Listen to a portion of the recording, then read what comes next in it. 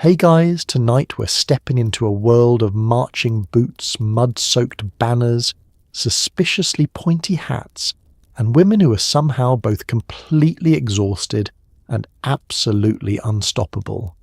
We're talking about the 1910s suffragists, the chaotic, determined heroes who fought for the right to vote while wearing wool skirts, corsets, and shoes that definitely weren't made for walking 20 miles in a parade. Before we get started, take a second to like the video and subscribe, but only if you genuinely enjoy this kind of weird, cozy deep dive into history. And thank you for suggesting this topic. It truly helps shape what we explore together.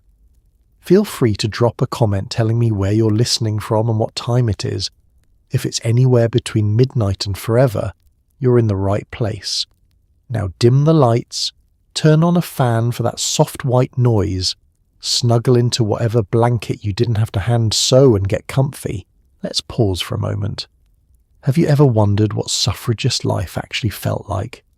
Like, did they wake up every day ready to change history, or did they just want coffee and 5 more minutes?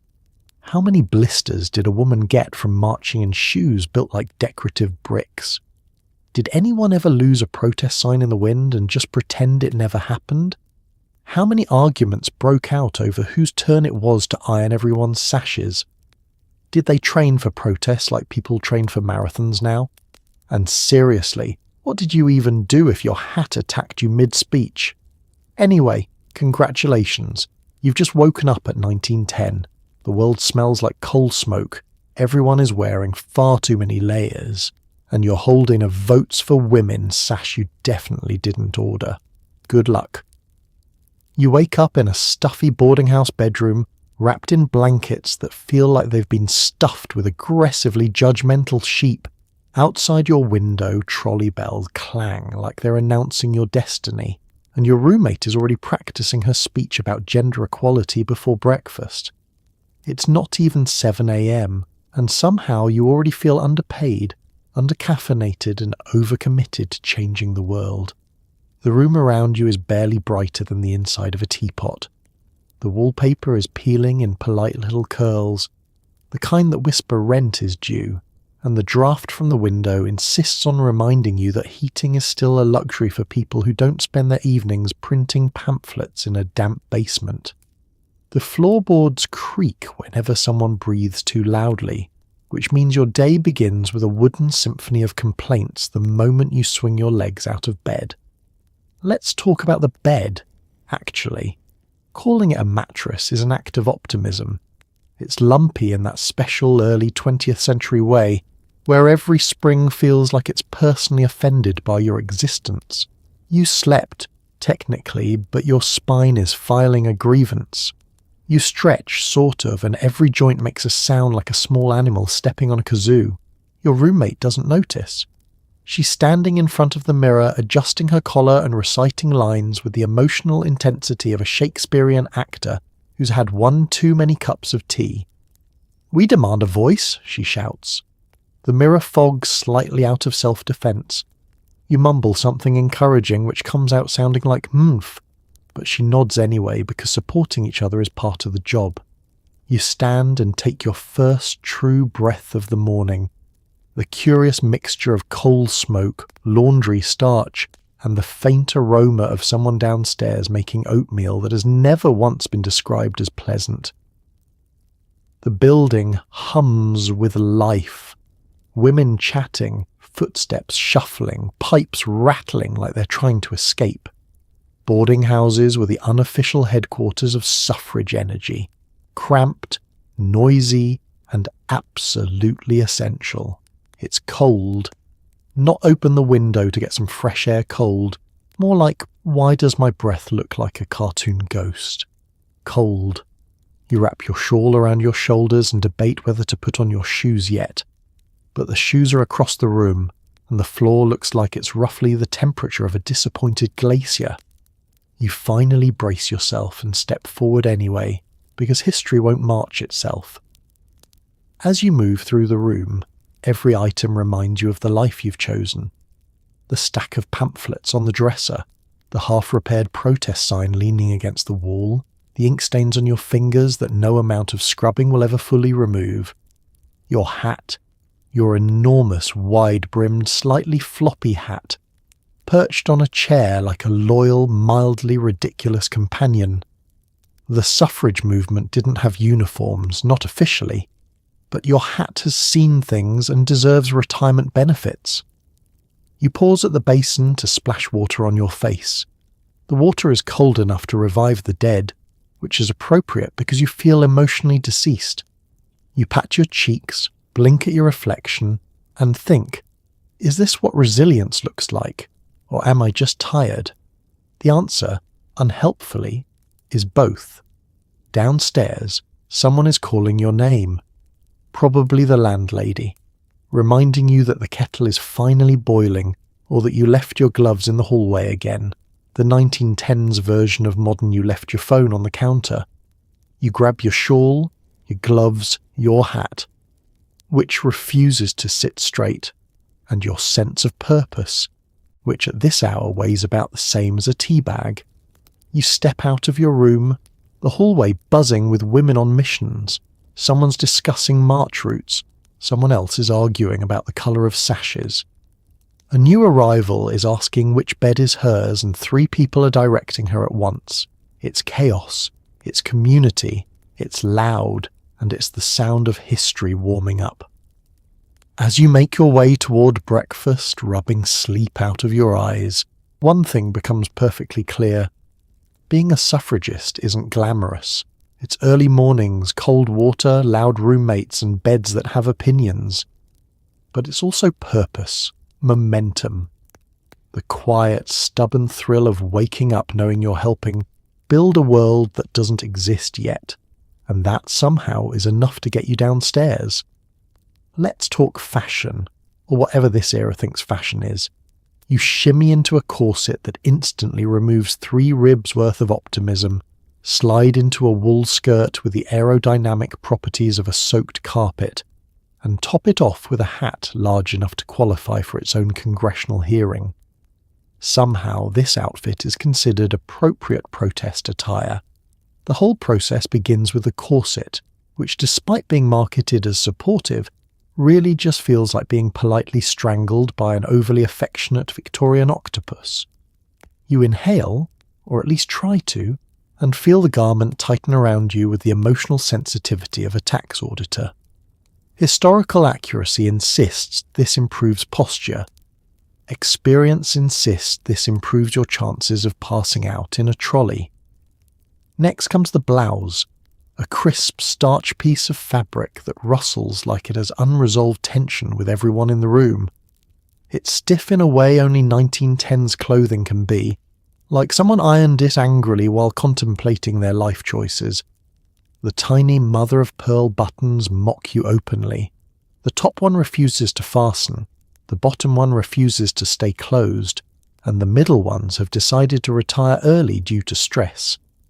Then comes the wool skirt, long, heavy, and determined to collect every dust particle within a 2-block radius. Putting it on feels like climbing into a personal sauna lined with disappointment.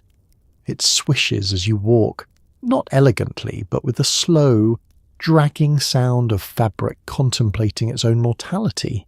And the hem? Oh yes, it's perfectly engineered to trip you during speeches, marches, and sudden acts of feminism. You reach for your stockings, thick wool tubes that seem specifically designed to itch in existential ways. They cling to your legs like needy winter spirits and always, without fail, bunch awkwardly at the knees. It adds character, you tell yourself. Character is free. Now for the shoes. Early 20th century footwear is less shoe and more wooden suggestion of a shoe. They're stiff, unforgiving, and about as comfortable as stepping into 2 decorative tombstones. The heels click sharply on the floorboards, reminding you that at any moment you could snap an ankle and become a tragic cautionary tale about footwear and democracy. And then the hat. The glorious, monstrous, gravity-defying hat. It's decorated with ribbons, flowers, and possibly resentment. Wearing it is like balancing a slightly hostile birdcage on your skull. It wobbles when you breathe, leans when you walk, and turns into a wind-powered nuisance the moment you step outside. If you tilt your head wrong, you might accidentally achieve flight. You fasten it with a long pin sharp enough to be considered a weapon and hope it stays put. Not because it's fashionable, but because if it falls off in public, you may never emotionally recover. Finally, the sash. Votes for women, printed proudly across your chest in bold letters. It ties awkwardly at your hip, shifts constantly, and insists on getting caught on every doorknob in North America. But this part actually feels good. Purposeful. Like wearing a mission statement. You catch sight of yourself in the mirror. You look like a determined Victorian lampshade ready to overthrow systemic inequality. Everything itches, everything pinches. You can't take a full breath, and your skirt weighs about as much as a medium-sized terrier. But strangely, it all feels right, because the uniform isn't just fabric. It's armour. Not the metal kind, more like itchy emotional armour that says, even if I'm sweating through 3 layers of wool, I will still demand the right to vote. You adjust your collar one last time, ignoring the faint sensation that your ribs have relocated into your shoulder blades. You lift your chin, square your shoulders, take the most dignified half-breath you can manage, and step toward the door. Ready, uncomfortable, slightly dizzy, but ready to change the world anyway. Your morning meal is a beige symphony of porridge, toast and tea so weak it tastes like someone whispered flavour over it. You shovel it down while mentally preparing to demand your political rights using the power of carbs and spite. It's the 1910s. No one is full, no one is warm, and everyone is late. The boarding house dining room greets you with a smell best described as oat-adjacent. It's a thick, slightly steamy scent that clings to your clothes the way optimism clings to a new activist briefly, and not for long. The long wooden table is already crowded with women in various stages of consciousness, each wrapped in shawls like disgruntled Victorian burritos. Someone coughs. Someone else mutters about the price of coal. The woman across from you is buttering toast with the grim determination of someone who knows exactly how many hours she'll spend arguing with a city official today. The porridge in front of you sits in its bowl, innocent yet slightly accusing, as if it knows you were hoping for something more uplifting like eggs or joy. But eggs cost money, and revolutionaries do not, historically speaking, run on protein. So you stir the porridge, watching lumps drift by like slow-moving ships in a starchy sea, and take a bite. It's warm. That's the best thing you can say. Warm, vaguely mushy, and textured like someone cooked it out of obligation. You add a pinch of sugar, the early 20th century version of self-care, but it dissolves instantly, overwhelmed by the sheer beigeness of everything. You wash it down with tea so faint you're not convinced it ever met a tea leaf. Maybe it passed one in the hallway. Maybe the kettle just thought really hard about tea and hoped for the best. Around you, the room hums with the quiet chaos of women preparing to change the world before noon. One woman is reading the morning newspaper, eyebrows climbing higher with every headline dismissing the suffrage movement as a temporary enthusiasm. Another is scribbling notes for her lunchtime speech, mumbling phrases like, "equal voice," and so, "help me, Harold, I will not be interrupted again." A third is simply staring into her porridge, gathering strength from its bland, unassuming solidarity. Someone passes around a small plate of toast, thin slices, slightly burnt on one edge, undercooked on the other, and somehow still the most exciting thing on the menu. You grab one, spreading marmalade as sparingly as if it were gold dust instead of bitter orange goo with trust issues. It crunches loudly, startling a woman at the end of the table who's been awake for all of 8 seconds. Breakfast conversation is an exercise in efficiency. There's no time for philosophical debate that comes later. in public squares and newspaper columns. Morning talk is purely logistical.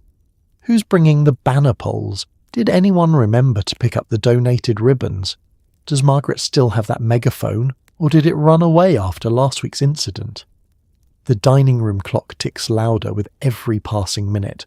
Someone stands abruptly, a sure sign the day is officially underway, and half the table follows, scraping chairs across the floor as they gather hats, gloves, pamphlets, and whatever courage they didn't leave upstairs. You take one last sip of your whisper-flavoured tea, swallow the final bite of porridge that somehow survives unchanged no matter how long it sits, and set your spoon down with ceremonial resignation. This breakfast will not be remembered, but it will be felt, mostly in the form of mild indigestion and the lingering sensation that something beige is now part of your soul.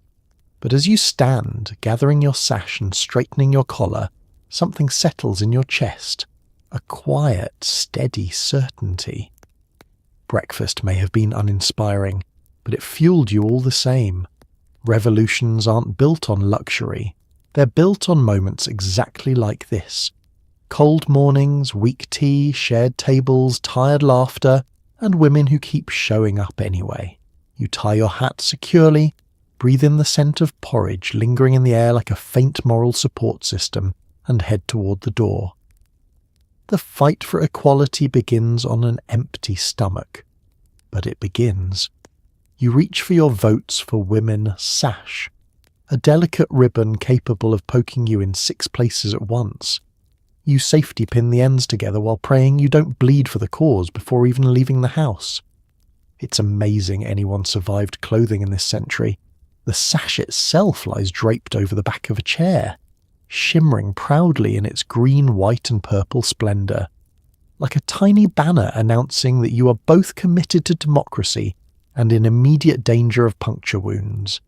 You pick it up carefully, the way one might handle a feral cat or a rare antique vase that's known to attack without warning. It feels soft at first, deceptively soft, but somewhere in its folds lurks the cold, metallic glint of a safety pin plotting your demise. The pin is the real problem. The sash is easy enough to throw over your shoulder, but nothing in the 1910s is allowed to stay where it belongs without some kind of weapon holding it in place. Today's pin is slightly crooked from yesterday's march and has the energy of someone who didn't get enough sleep. You thread the metal through the fabric, fingers trembling with the concentration of a surgeon and the resignation of someone who knows this might go terribly wrong. You attempt to fasten it. The pin retaliates. It slips. It snaps shut too early. It jabs you lightly, as if reminding you who's in charge. Early suffragists faced prison, riots, and government backlash. But honestly, the morning routine might be the most dangerous part of the job so far. You reposition it, holding your breath as if steady lungs will somehow steady your hands. The pin scrapes across your thumb, offering a tiny preview of the chaos it's capable of. You whisper something encouraging to yourself or threatening to the sash. It's hard to tell at this hour, and try again.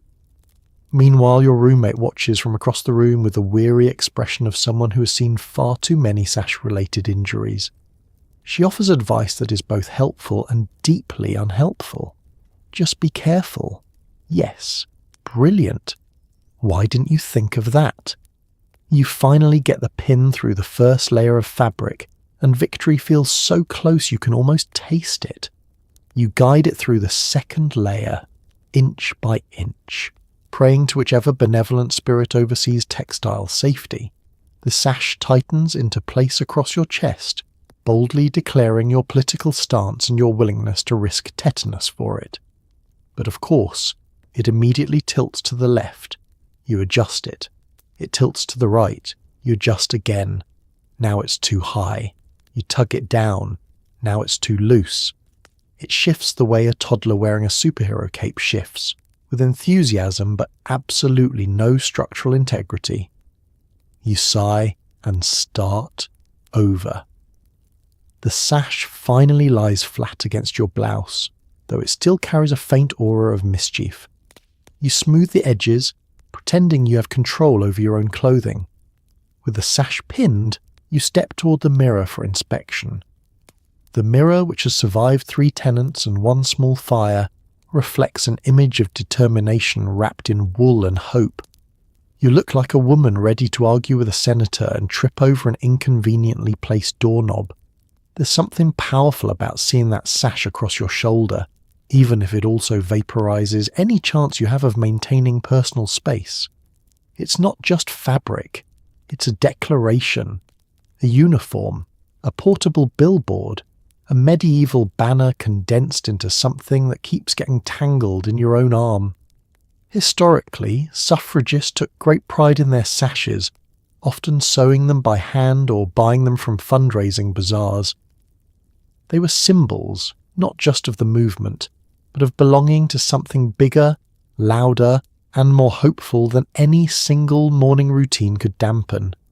You slip on your coat, immediately discovering the sash does not fit comfortably under any known piece of outerwear. So you wriggle, adjust, shove, twist, and eventually accept that you will simply be asymmetrical for the rest of the day. Your hat bumps the sash, your coat jostles the pin, the whole ensemble threatens to descend into chaos, and yet you smile. Because in its own way, this awkward, pokey ribbon feels like armour. Not the easy kind, the stubborn kind. The kind that says, yes, I will fight for equality, and yes, I will probably stab myself doing it, but I'm still going. You straighten your shoulders. The sash slides slightly but stays put. Close enough, you're ready. You climb onto a streetcar packed with businessmen who look irritated that women exist. The air smells like coal dust, old newspapers, and capitalism. You clutch the railing as the car lurches forward with the grace of a caffeinated mule. The conductor rings the bell with a little too much enthusiasm, and the streetcar jerks into motion as if it's personally offended by the concept of acceleration. You sway violently, performing the slow, reluctant choreography of someone trying not to fall into a stranger's lap. No one moves to help. Everyone watches with the detached interest of people observing a goat balancing on a fence. Streetcars in the 1910s are, let's call them, functional. They work technically in the same way that a wooden roller coaster works, through determination, loud noises, and a suspension system that probably predates ethics. The floor vibrates beneath your shoes, rattling like a box of angry pencils. You tighten your grip on the metal railing, cold, slightly sticky, and absolutely judging your upper body strength. The businessmen around you read their morning papers, each snapping the pages like they're trying to scare away birds. Headlines criticize suffragists, praise industry tycoons, and gently suggest that women should remain indoors at all times. You look at the paper upside down for a moment before deciding you don't need that kind of negativity before 9 a.m. Someone coughs. Not a polite cough. A dramatic, full-bodied cough meant to convey that this man, specifically, should have the right to vote and you, specifically, should not. You inch slightly away, using the excuse of balance to create distance. Another man glares as your shoulder accidentally brushes his coat, as though you've personally brought down the moral fabric of society through your existence. The streetcar slows, then stops with a screech that could summon ghosts.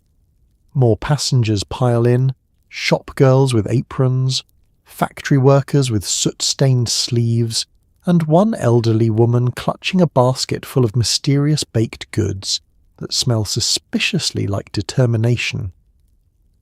Everyone squeezes together, creating a human sandwich no one ordered. You find yourself pressed between a column and a man whose mustache is so large it could apply for statehood. The car starts again, harder this time, catapulting you forward in a sweeping arc that nearly lands you in the lap of a startled teenager. He turns red. You turn redder. The mustache man does not react. Outside, the city blurs past. Brick buildings, telegraph wires, narrow sidewalks filled with people who all look like they're late for something important. A horse-drawn wagon nearly collides with a bicyclist, sparking a brief exchange of very old-timey insults. Laundry flaps from windows. Shopkeepers sweep their steps. Somewhere a dog barks with revolutionary fervour. Inside, the air grows warmer, then warmer still, the combined heat of damp wool, coats, body odour, and collective anxiety creating a medium boil atmosphere. You try to breathe through your nose, even though the scent is a delicate cocktail of engine smoke, stale bread, and hopes that have seen better days. A man nearby folds his newspaper, looks you up and down and says, "Aren't you girls causing enough trouble as it is?" You smile politely, the kind of polite that contains at least 6 different suppressed retorts, and reply with something neutral like, "Lovely weather." It isn't. But sometimes diplomacy is survival. The streetcar slows again. A jolt runs through the passengers as everyone readjusts to gravity. You shuffle toward the door, stepping lightly over a briefcase, someone's umbrella, and what you hope is not a sandwich. The car hasn't stopped completely when the conductor calls out your street, and you prepare to disembark with the elegance of a sack of potatoes preparing for flight. You hop down onto the pavement, wobbling slightly as your legs remember what solid ground feels like. Behind you, the streetcar clangs its way down the tracks, filled with commuters who will absolutely complain about your cause after you leave. But here, on the sidewalk, with your sash tucked under your coat and the day ahead of you, you feel strangely steady. Public transportation may be chaotic, noisy, and full of people who think your existence is a personal inconvenience, but it gets you where you need to go. And today, where you need to go is toward history. By mid-morning, you're handing out pamphlets on a busy corner, smiling politely while people pretend not to make eye contact with you. Your stack of flyers shrinks. Your patience does not. The street is alive with the kind of bustling energy only cities can produce. The clatter of carriage wheels on cobblestones, the rhythmic ding of streetcar bells, and the steady hum of conversations that rise and fall like waves on a shore. You plant yourself by a lamppost, straighten your sash, and channel the polite determination of a door-to-door encyclopedia salesman who simply refuses to give up. The first man who passes looks directly at your flyer, then directly at your hand, then directly at the sky. You admire the athleticism of his avoidance. It's like watching someone dodge emotional responsibility at a rehearsal dinner. "Good morning," you chirp, cheerfully ignoring the deep sigh he leaves behind. Next comes a woman pushing a pram who gives you a sympathetic smile, the universal expression for "I support you, but I have a toddler and approximately 12 minutes to live." You offer her a handbill anyway. She takes it. Victory feels small but delicious, like when you find an extra biscuit in the tin.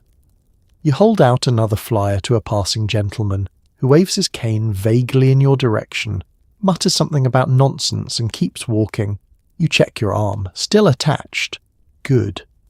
His cane swipe was more performative than threatening. A horse trots past pulling a delivery wagon, and for a brief moment you consider offering it a pamphlet too.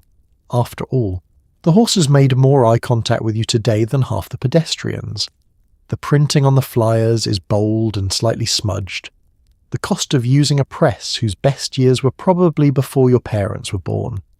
Each paper proudly declares votes for women, in big blocky letters, followed by a short paragraph explaining upcoming marches, meetings, and the general idea that women should be treated like functional humans and not decorative houseplants. You fan them out in your hand like a deck of activists playing cards. You smile at another passerby. He ignores you. You smile at another. She grabs the flyer enthusiastically, thanks you, then immediately uses it to wipe her child's nose. You decide that technically still counts as distribution. A group of schoolboys walk by snickering, one of them asking loudly if the pamphlets teach women how to bake better. You respond with the calm, tired expression of someone who's already heard that joke 947 times and lived to tell the tale. You offer him a flyer anyway. He doesn't take it, but his friend does. Mostly to be contrary, still counts. As the minutes stretch on, your arm begins to ache from holding out flyers in the exact same position. Handbill fatigue is a real thing, though tragically overlooked by medical literature. Your smile becomes a little fixed around the edges, the kind of smile that whispers, "I'm doing this for the future, please do not test me." A gust of wind suddenly whips through the street, snatching a few flyers off the top of your stack and hurling them down the road like political confetti.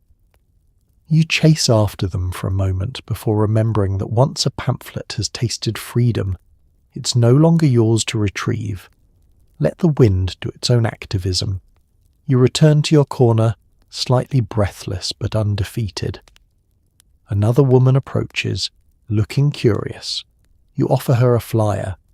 She hesitates. You give her a warm, gentle smile, the kind suffragists have perfected after years of public skepticism. She takes it. A tiny spark of hope flickers in your chest. Over the next few minutes, something magical, or at least mildly encouraging, happens. People start taking the handbills. Not everyone, not even most, but some. Enough to keep you going. Enough to remind you why you're here, standing on a corner, distributing pieces of paper that you hope will shift the world one polite interaction at a time. Your stack grows smaller, your arm grows tired, your voice grows soft, but your patience holds steady, stretched but unbroken, like the elastic in your corset doing its very best. By the time lunchtime nears, you've handed out dozens of flyers, endured a small parade of rejection, and received one unexpected compliment about your hat. You take a deep breath, savouring the small victory. Because this quiet, repetitive, slightly humiliating ritual is the foundation of real change. Not grand speeches, not dramatic headlines, just countless moments of showing up, offering truth, and hoping someone takes it home.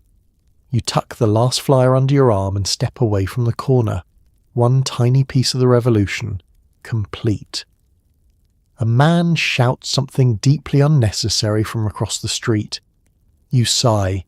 It's barely 10 a.m, and already someone thinks having a larynx is a personality.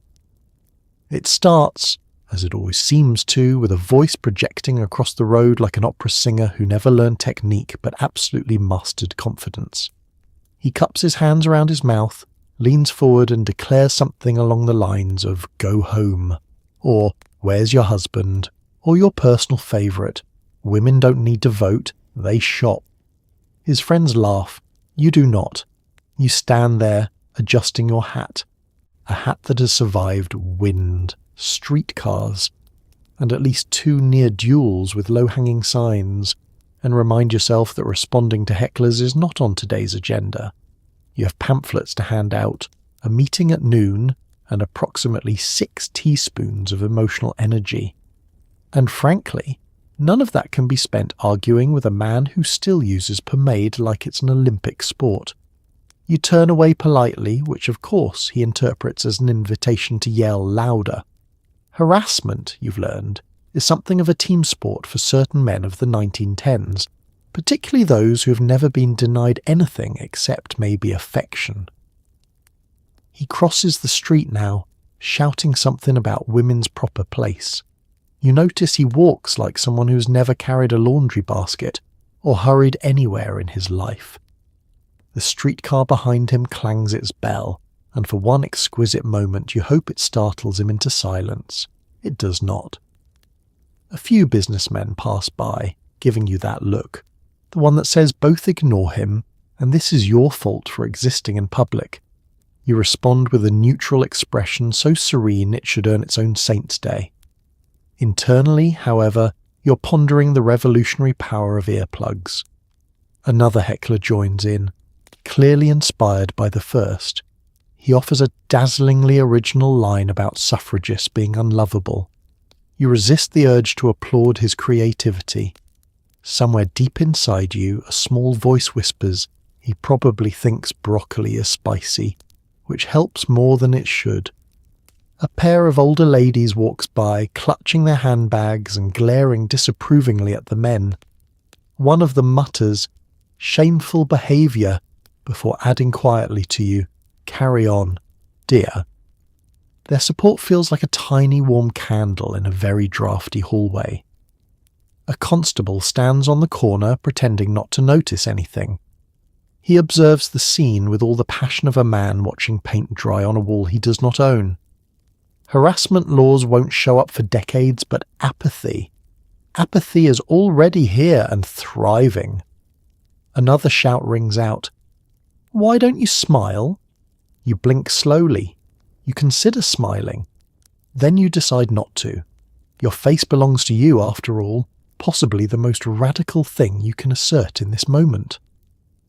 A boy passing on a bicycle yells, "Votes for women!" in a cheerful, cracking voice before wobbling dangerously into a lamppost. You make a mental note to send him a thank you card if he survives adolescence. A few pedestrians take flyers from your hand, deliberately ignoring the hecklers. One woman leans in and whispers, "Pay them no mind. They'll be extinct soon." You don't laugh out loud. That would only fuel the men, but you do smile internally, which feels deliciously rebellious. Eventually, the louder of the two men tires himself out.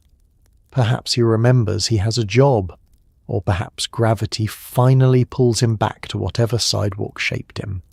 He mutters one last insult, which lands so weakly even the pigeons ignore it, and stomps away. You exhale a long, slow breath. Not a dramatic one. You're saving your theatrics for the march. But a steady, resigned stream of air that says, if this is the opposition, we absolutely have a chance. Street harassment in the 1910s isn't new. It's not clever. It's not even particularly original. But it is a reminder of why you're here, standing on a corner, handing out handbills, refusing to shrink. You straighten your sash. You lift your chin. And with all the grace of someone who has survived worse, and will survive this too, you return to your work. Inside the meeting hall, women scurry around with clipboards, sewing machines, and varying levels of emotional stability. Someone burned the toast again. Someone else lost the megaphone. Somehow, you're now in charge of both. Suffrage headquarters is less of an office and more of a beehive.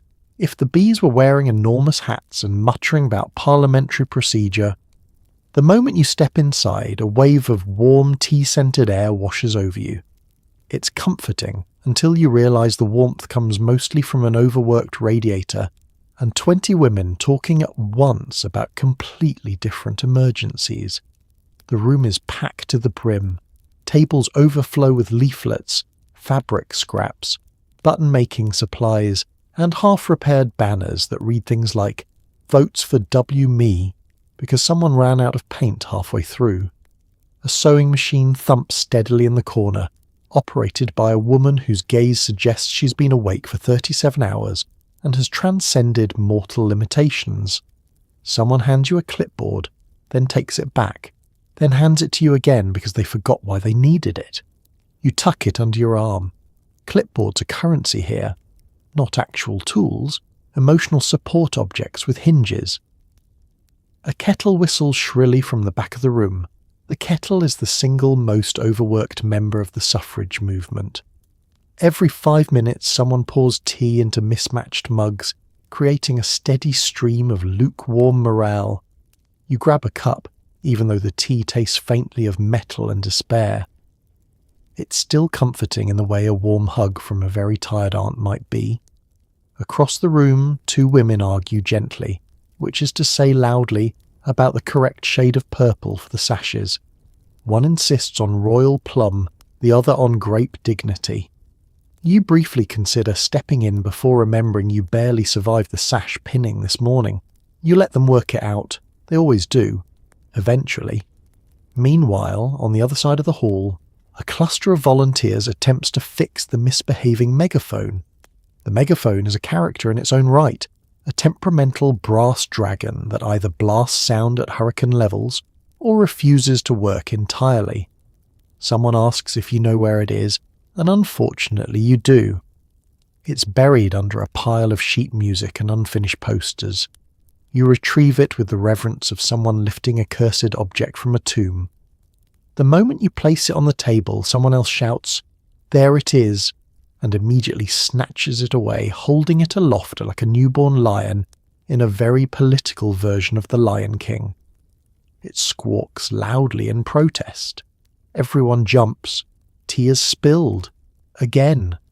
You take a step back to breathe, only to trip over a bundle of wooden banner poles. You recover with minimal dignity. A few women offer sympathetic nods. Falling over banner poles is practically a rite of passage. On one side of the room, a woman is giving an impromptu speech rehearsal. She gestures with such enthusiasm that her hat slides off and lands neatly in a bowl of sewing pins. She doesn't notice. She's too busy roaring about liberty. Someone gently removes the hat before it becomes a porcupine. Near the back table, another woman cries softly while holding a scorched piece of toast. "I tried," she whispers. You pat her shoulder. The toast is beyond saving, but morale is not. She sniffs, wipes her face, and immediately resumes sorting envelopes with renewed vigour. This is the emotional resilience of the movement. Mild breakdown, cup of tea, back to work. You glance at the wall clock. Somehow it's still morning. Time moves strangely here, simultaneously too fast and too slow, like the universe can't decide how long it takes to plan a revolution. Tasks pile up. Ribbons pile up. Women pile up around you asking questions like, "Do we have more glue?" Or "Has anyone seen my speech notes?" Or "Why does the megaphone smell like toast?" Eventually you find a quiet moment amid the chaos to look around the room. Really look. Dozens of women, young, old, wealthy, working class, brand new recruits, seasoned veterans, all working together in a gloriously dysfunctional ballet. Every raised voice, every dropped fabric swatch, every misplaced megaphone is another stitch in the tapestry of a movement that refuses to fall apart, no matter how often the thread tangles. You sip your lukewarm tea, feeling the room buzz around you like a living engine powered by purpose and caffeine. It's messy, it's loud, it's disorganized.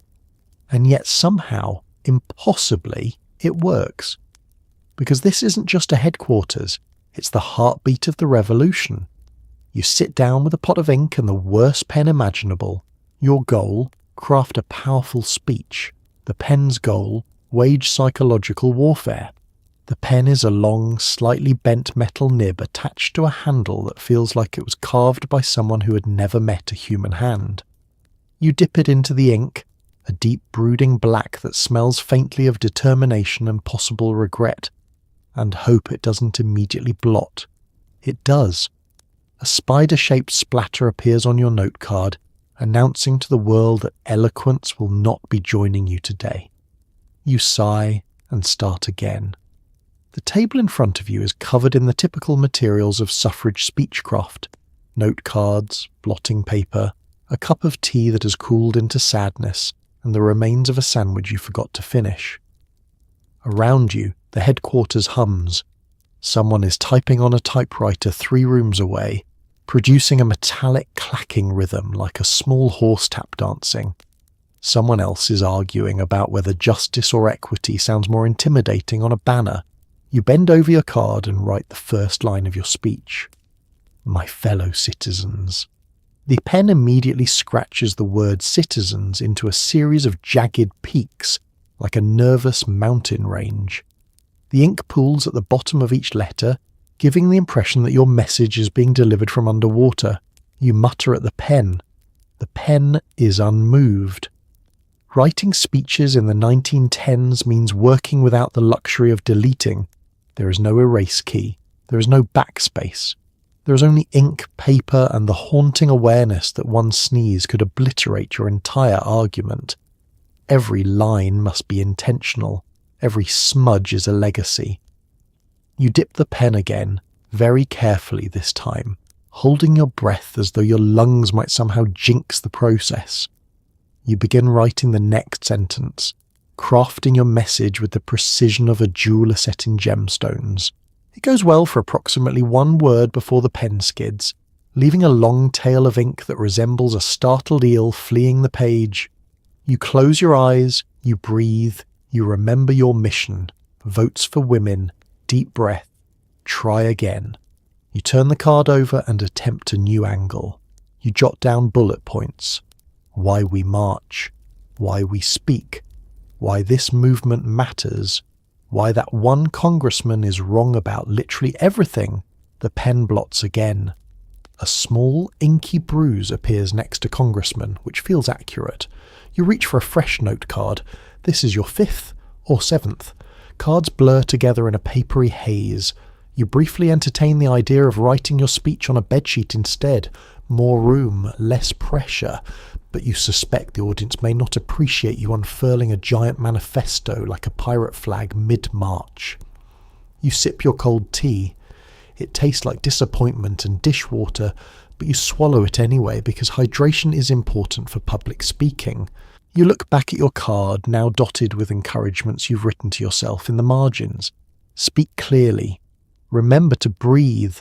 Do not glare at hecklers unless absolutely necessary. The pen chooses this moment to scratch loudly across the paper, creating a sound that ranks among history's least pleasing noises. You shake your wrist, flex your fingers, and decide to try one final time. This time, the words come slowly, purposefully. You write about courage, about rights, about dignity, about how absurd it is that anyone has to ask for equality politely when no one ever had to ask for inequality at all. The pen rebels occasionally, but you persist, steady and stubborn. By the time you finish, the note card is full.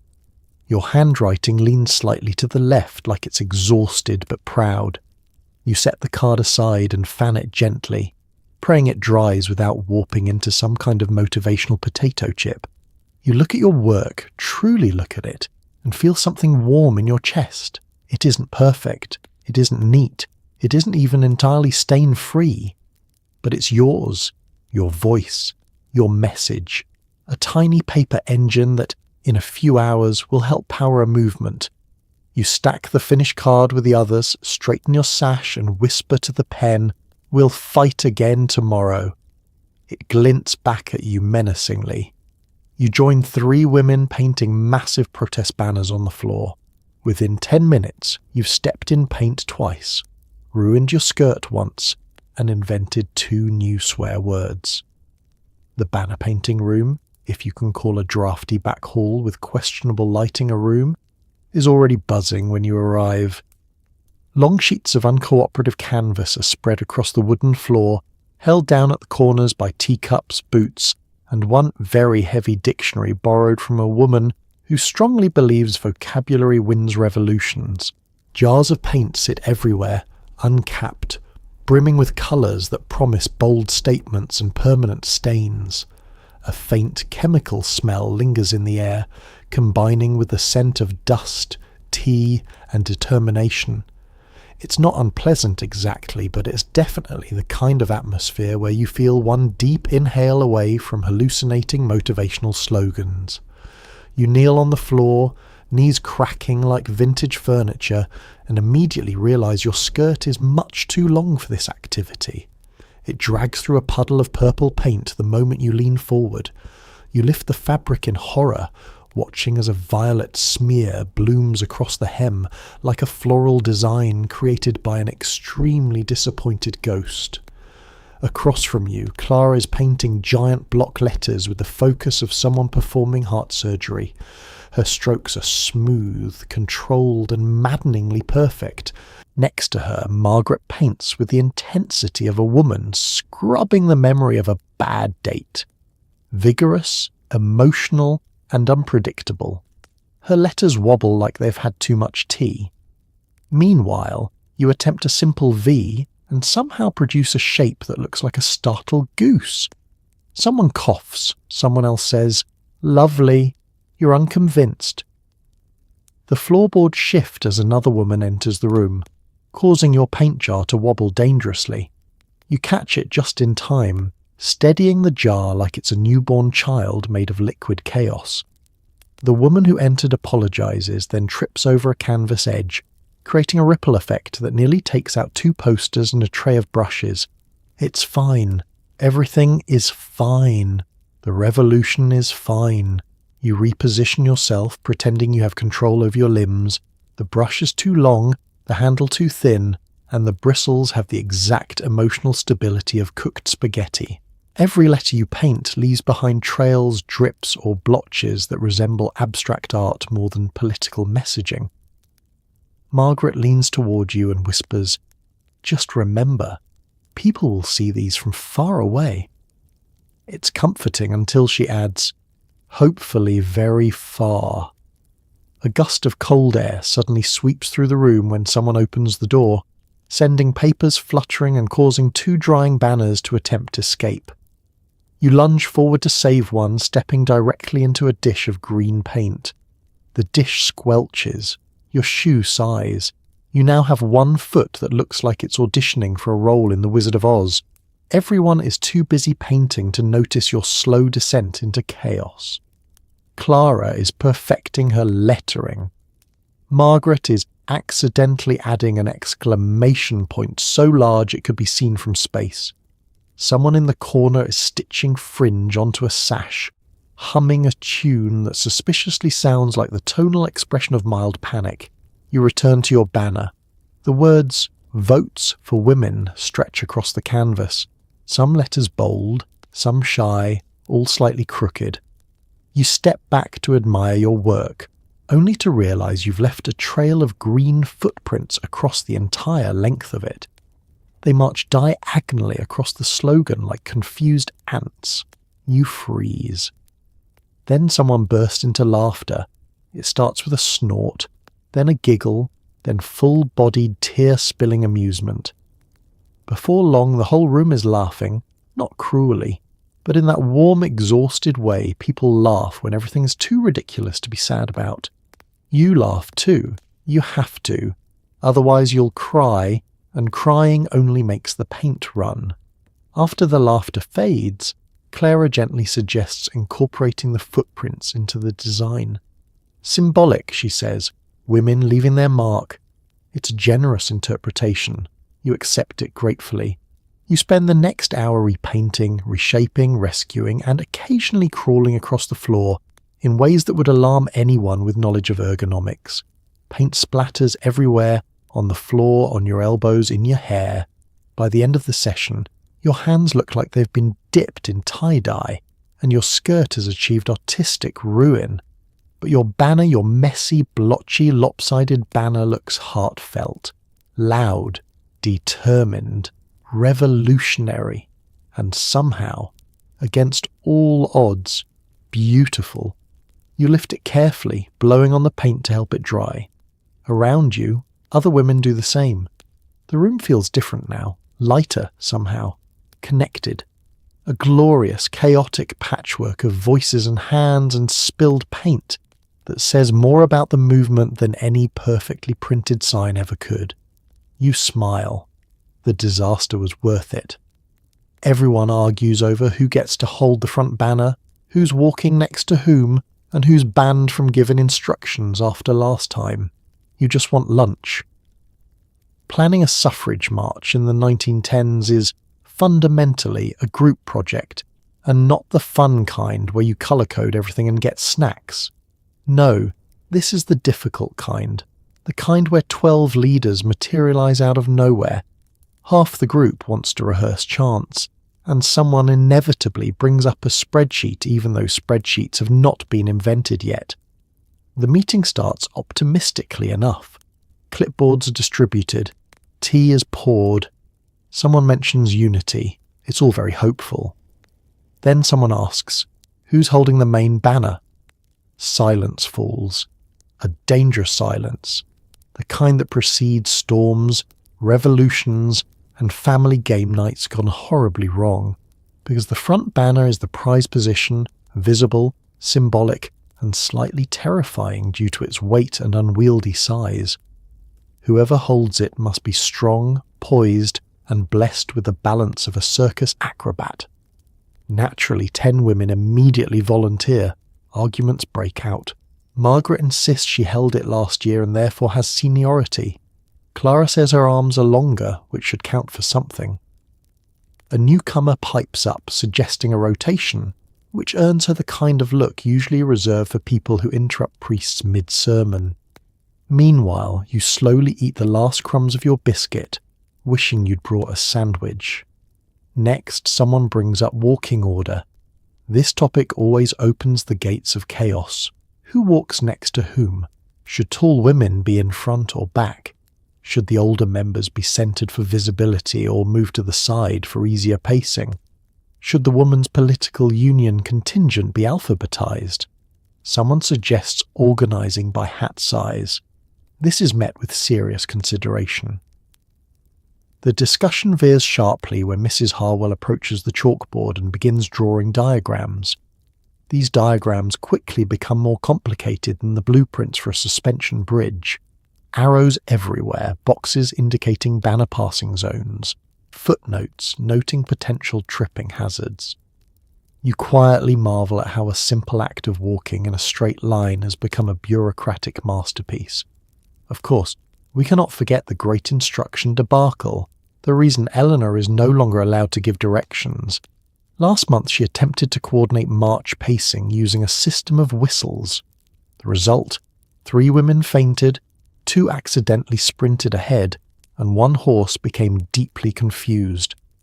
A formal vote later banned her from leading anything with a sequence or rhythm, yet here she is, whispering suggestions to anyone who will listen. You pretend you don't see her. The debate continues. Voices rise, papers shuffle. Someone knocks over a jar of ink, which spreads across the table like a metaphor for the entire meeting. A woman near the window fans herself dramatically, declaring she may swoon if seating arrangements are brought up again. Then someone does bring up seating arrangements, for the rest stops. Chaos intensifies. You check the clock. It is still not lunchtime. You're still hungry. The meeting continues. Now the question becomes, should marchers hold hands during crossing intersections? Should there be assigned chant leaders? Should the group pause every 10 minutes to hydrate, despite the fact no one brought water? Should the banner carriers practice synchronized stepping to improve aesthetic appeal? Someone proposes a dress rehearsal. Several women groan. One woman claps. You mentally drift into a vision of a bowl of hearty stew, a fantasy far removed from this swirling administrative vortex. Finally, mercifully, progress. A consensus emerges. Clara and Margaret will share banner duty, switching halfway. The tallest women will walk in the back so the crowd can see everyone. Eleanor is gently guided away from the chalkboard before she can draw another whistle diagram. Hat size will not be used as a sorting method. Marchers will walk in rows of 4, unless the street narrows, in which case rows of 3, unless the horses are nearby, in which case rows of just try your best. Everyone agrees this counts as a plan. You set your pencil down, body sagging with the kind of tired satisfaction one feels only after witnessing bureaucracy bend, not break, to human will. As the meeting wraps up, papers are collected, teacups are stacked, and women begin practicing their new marching formation in the hallway, bumping into furniture with the solemn dignity of revolutionaries who understand that grace is optional, but persistence is not. Someone asks if anyone wants to review the chant list. You pretend you didn't hear. Because the logistics may be exhausting, and the arguments may be endless, but in the end everyone will step into the street, side by side, united, and hopefully soon fed. You sit in a cafe and order something called vegetable loaf, which tastes like a vegetable had a dream about loaf and then gave up halfway. The server brings it to you on a plain white plate, steam rising gently from its beige, slightly lumpy surface. It's shaped like a brick. smells faintly of boiled ambition, and jiggles in a way that makes you question your life choices. Still, food is food, and you're starving. You pick up your fork, tap the loaf, and it taps back with the resilience of a surviving Victorian artifact. The cafe around you buzzes softly with midday energy. Men in stiff collars read newspapers as though they're being paid by the scowl. Women remove their gloves delicately, sipping tea with the posture of people determined not to wrinkle their dignity. The walls are decorated with framed posters advertising things like beef tea and the miracle of cabbage, which tells you everything you need to know about culinary priorities in this decade. You glance down at your lunch again. The loaf sits there, innocent and beige, daring you to take a bite. You do. It's warm and mysteriously chewy. You're not sure which vegetables are in it, or whether any vegetables were harmed in its creation. The texture suggests perhaps oats were involved, or sawdust, or existential dread. You swallow anyway because marching for equality burns calories and the human body cannot run exclusively on spite. Your tea arrives next, a pale, watery liquid that looks like someone waved a tea bag over the cup from a respectful distance. You take a sip. It tastes faintly of leaf, in the same way a whisper tastes faintly of sound. But it's hot, and that's enough. In the 1910s, tea is less of a flavour and more of a comforting temperature. At a nearby table, two older women discuss the latest suffrage headlines with the intensity of generals planning a siege. One of them gestures so vigorously her entire hat tilts sideways. Across the room, a pair of office clerks observe the scene with the cautious curiosity of men who think political opinions might be contagious. You take another bite of your loaf. It remains beige. Beside your plate sits a tiny pot of house relish, a phrase that sparks both hope and fear. You spread a little on the loaf. It improves nothing. Absolutely nothing. You stir the relish into your potatoes and wonder briefly whether the chef is an undercover anti-suffragist, attempting to demoralize you through cuisine. Still, there is something soothing about the whole affair.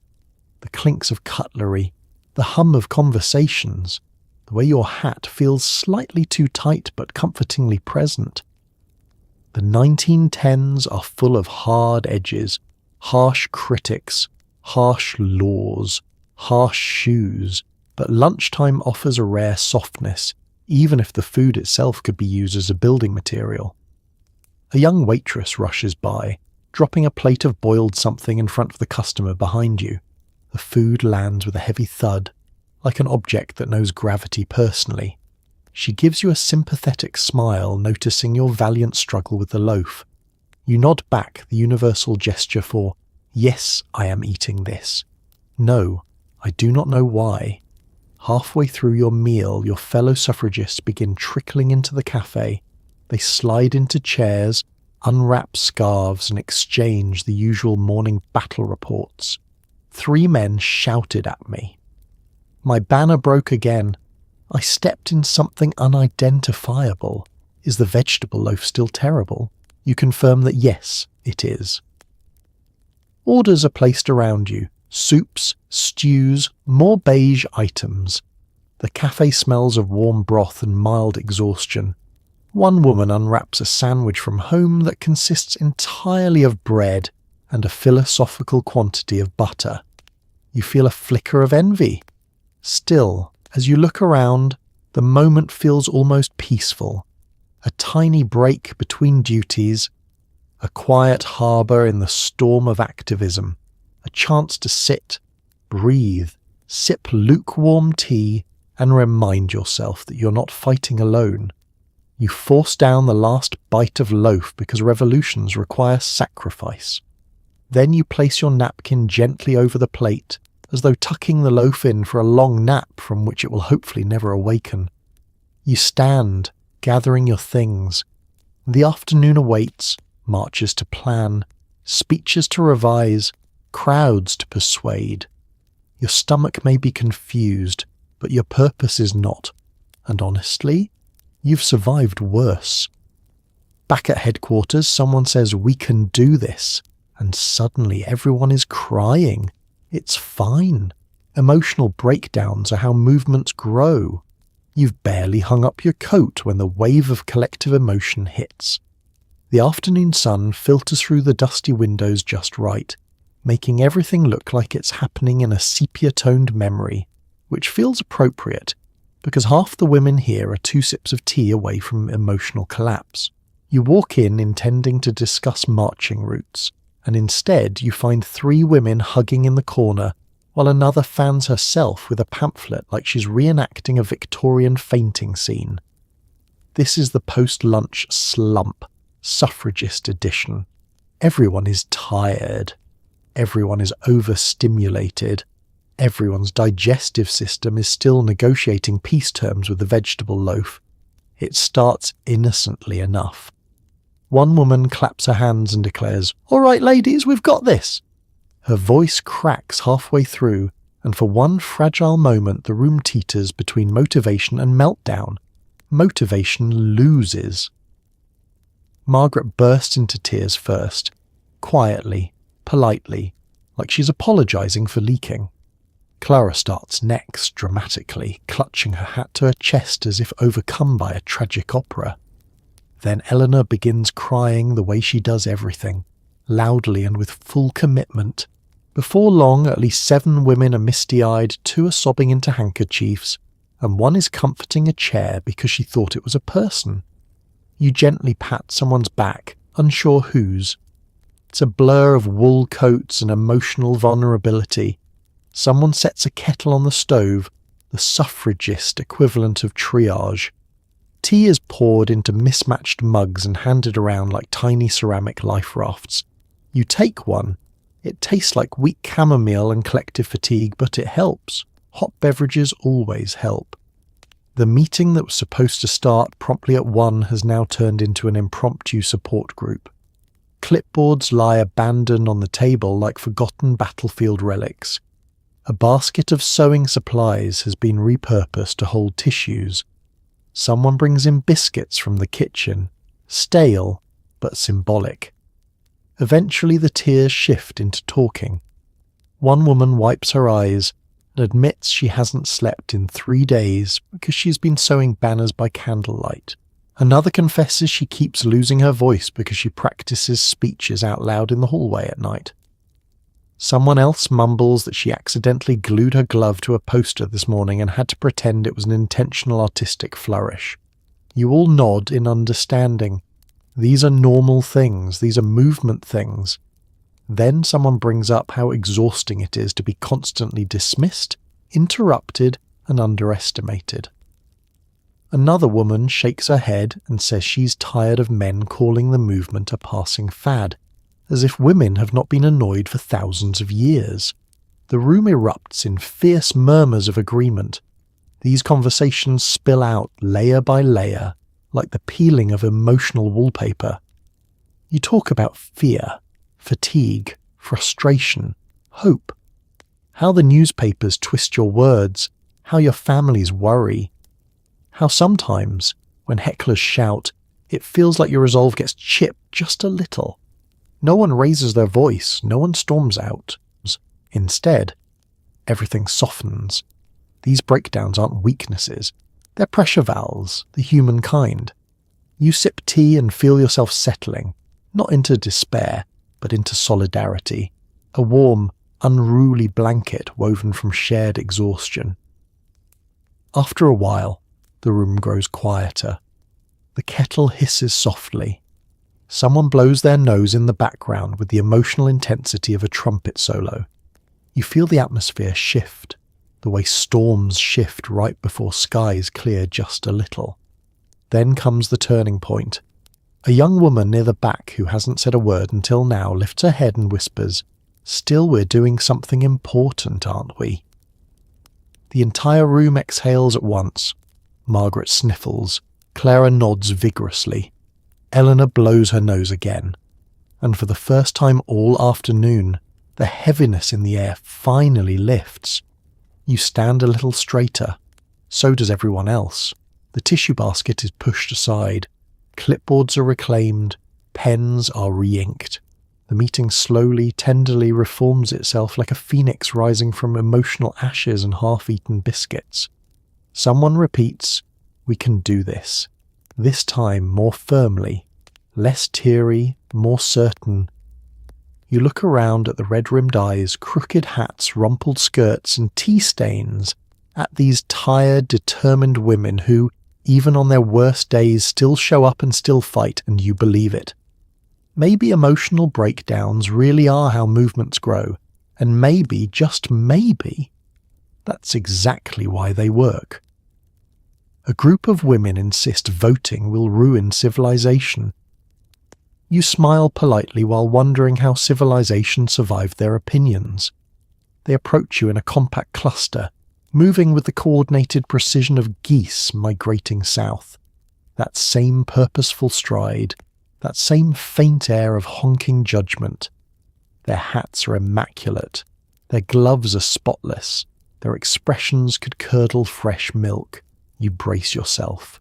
The leader steps forward, adjusting her pearls with the confidence of someone who has never encountered a public inconvenience in her life. "We simply don't believe women are suited for political matters," she announces, her voice lilting politely, as if she's discussing pastry fillings rather than your basic human rights. You nod gently, the kind of nod you reserve for toddlers describing imaginary friends. Another woman chimes in, gasping dramatically. "If women vote," she says, "who will take care of the home?" You resist the urge to answer, "Women. Still women. Just also voting."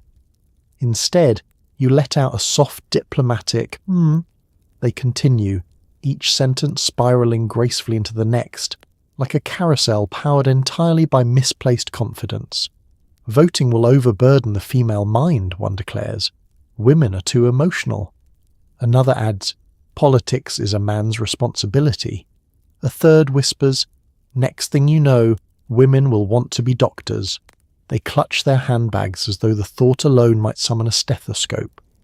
You inhale slowly, deeply, peacefully. Your breathing becomes its own quiet protest. These women, the Anti-Suffrage Ladies' League, as they call themselves, proudly wave pamphlets warning that female participation in voting will lead to national ruin, marital collapse, and possibly, you suspect, the downfall of hats as we know them.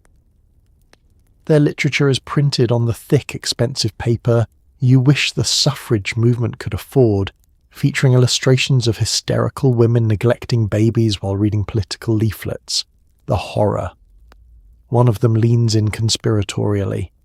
"We just worry that women will lose their femininity." You nod again. You look down at your sash, your clipboard, your ink-stained hands, your skirt still faintly speckled with purple paint from the banner incident. You somehow do not burst into laughter. Instead, you respond softly, "I think we can vote and still be ourselves." The group gasps as if you've uttered a spell. Their shock gives way to another wave of earnestness. "But Tisa," one insists, "we already influence our husbands. Isn't that enough?" You offer a kind smile, the kind forged under years of harassment, marches, speeches, and early morning porridge, and reply, "Some of us would like to influence the government directly, not through marriage osmosis." Behind you, another suffragist quietly snorts. Despite their disapproval, you keep your posture calm. The goal here is not to win an argument with people who think reading newspapers makes women unruly. The goal is to exist in public as a capable, thinking person, which ironically is what they fear most. The leader tries a new tactic. What will you do when the vote gives you too much responsibility? What if you choose poorly? You blink slowly, channeling your inner serenity. "I'm fairly certain men have already tested that concern thoroughly," you say, gently. Another stifled snort from behind you. But you don't mock them, not outright. You know better. Many anti-suffrage women are products of the very system you're trying to dismantle. raised on the belief that dependency equals stability, that silence equals virtue, that political ignorance equals feminine grace. Their resistance isn't always malice. Often it's fear wearing a very expensive hat. You listen, patiently, even when one of them claims voting will cause marital arguments, even when another insists women will become too educated, even when the eldest declares quite sincerely, "My husband knows best," as though this ends the entire debate, and then something shifts. One woman, quieter than the rest, lingers behind as the others prepare to leave. She touches your arm lightly. "I don't agree with them entirely," she whispers. I don't know what will happen if everything changes." You smile, a real one this time, soft, warm, understanding. "None of us do," you say, "but that's why it's worth trying," she nods. Just once. Then follows the others out, her footsteps a little slower, her shoulders a little less certain. A seed planted. As the door closes behind them, Clara comes up beside you with a cup of lukewarm tea, muttering, "Bless their hearts and their very tiny horizons." You both exhale. Dealing with anti-suffrage women is not glamorous, not easy, not even sensible at times, but it is necessary. Every conversation, even the absurd ones, nudges the world an inch closer to equality. These men mean well. They really do. If by mean well, you mean offer unhelpful advice, drink your tea and leave when the work starts. They arrive at headquarters right as the hard part has ended, sweeping in like benevolent breezes wearing wool coats and opinions. They stand in the doorway with the breezy confidence of people who have never once had to pin a sash or spell-check a banner. "How's everything going?" one asks, strolling in as though this is a social call and not a fully operational revolution. You smile politely because you were raised with manners and because your hands are currently covered in ink and frustration. One of the men sits down and immediately picks up a teacup someone else poured for herself 3 minutes ago. He doesn't ask. He simply drinks it, nodding sagely as though he's just done his part for equality. Another moves toward the table, scans the neatly organized papers and says, "I love what you ladies are doing here." Then he flips through your neatly arranged notes with the tender care of a ferret rummaging through a pantry. "Have you considered," he begins, which is always the opening note of disaster, "hosting fewer marches and more dinners?" Everyone loves dinners. You stare at him with the gentle calm of someone calculating how many teaspoons it would take to bury a man in pamphlets. He continues, blissfully unaware. "You see, if you entertain more, you'll get more support." He gestures grandly, accidentally knocking over a tin of buttons. They scatter across the floor like metallic confetti celebrating his lack of self-awareness. A third man leans in, hands on his hips, surveying the room like a Victorian foreman. "You know," he says, "you should focus on the important issues." He says this while standing in a room full of women who have spent the entire morning stitching, writing, organising, planning, debating, and crying. Sometimes all at once. Someone hands him a stack of posters and asks if he'll help distribute them. He blinks. "Oh, I'd love to," he says, "but I'm actually on my way to meet the fellows at the club." He pats your shoulder, your actual shoulder, with the air of someone congratulating you in advance for work he has no intention of doing. He leaves. You all exhale. Another man begins explaining the suffrage movement to you, as if you haven't been living, breathing, eating, and occasionally bleeding for it daily. He says phrases like, "What you really need to understand is, and let me simplify it for you until you briefly disassociate and imagine floating above the room like a Victorian ghost who haunts only poorly thought out monologues." He finishes his speech. You thank him kindly, because history will record your grace. He beams as though he personally invented the concept of civil rights. Meanwhile, a younger man hovers awkwardly by the door. I truly support your cause, he says earnestly. I believe in equality. You brighten for a moment, finally, someone genuinely helpful, until he adds, but my father says this movement is dangerous, so I can't be seen marching with you. You understand? He looks at you expectantly. You nod. You understand perfectly. Then there is the man who brings pastries. He always arrives with a box, smiling, distributing baked goods like a diplomatic offering. Just doing my part, he says. Happy to support the cause. He never stays long enough to help actually do anything. He does, however, leave crumbs everywhere, tiny evidence trails that confirm he was here for approximately 7 minutes. Through all of this, you and the other women maintain an aura of dignified patience. You exchange glances. You sip your lukewarm tea. You quietly move the men out of the way when real work resumes. And you remind yourselves that not all allies are created equal. Some bring passion, some bring labour, some bring pastries, and some bring opinions you never asked for but still must politely absorb, like emotional air pollution.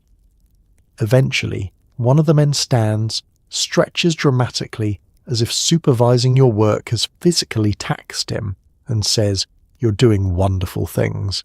Then he leaves, followed immediately by the others. The door closes. The room is quiet. You look around at the women beside you, the strategists, the stitchers, the speechwriters, the organisers, and collectively let out the softest, most synchronised sigh in the history of teamwork. Because at the end of the day, the movement moves because you move it. Not because they encourage it, and definitely not because they drank your tea.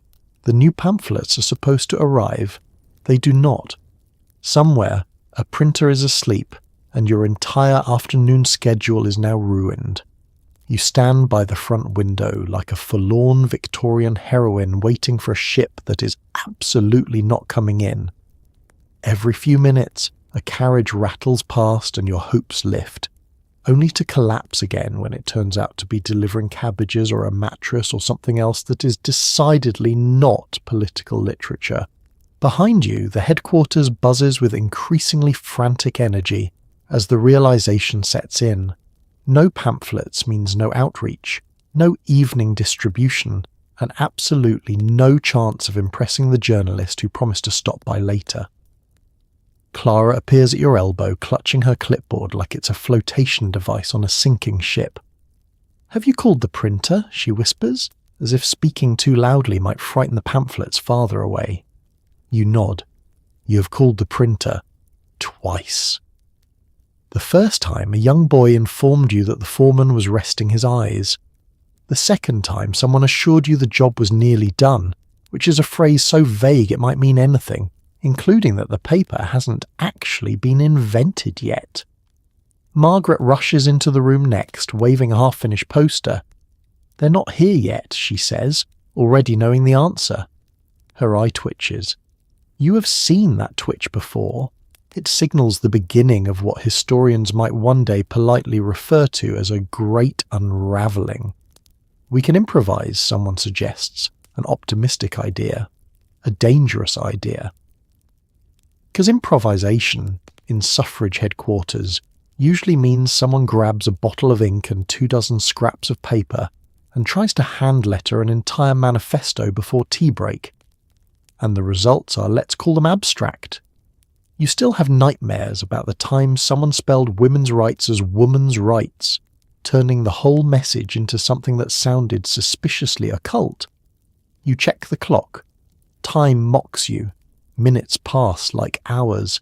Hours pass like centuries. The afternoon sun creeps across the floor, illuminating the growing anxiety in the room, the restless shuffling, the sideways glances, the quiet mutterings of women who had hoped today would be productive, or at the very least not catastrophic. Eleanor storms in holding a telephone receiver that is not attached to anything.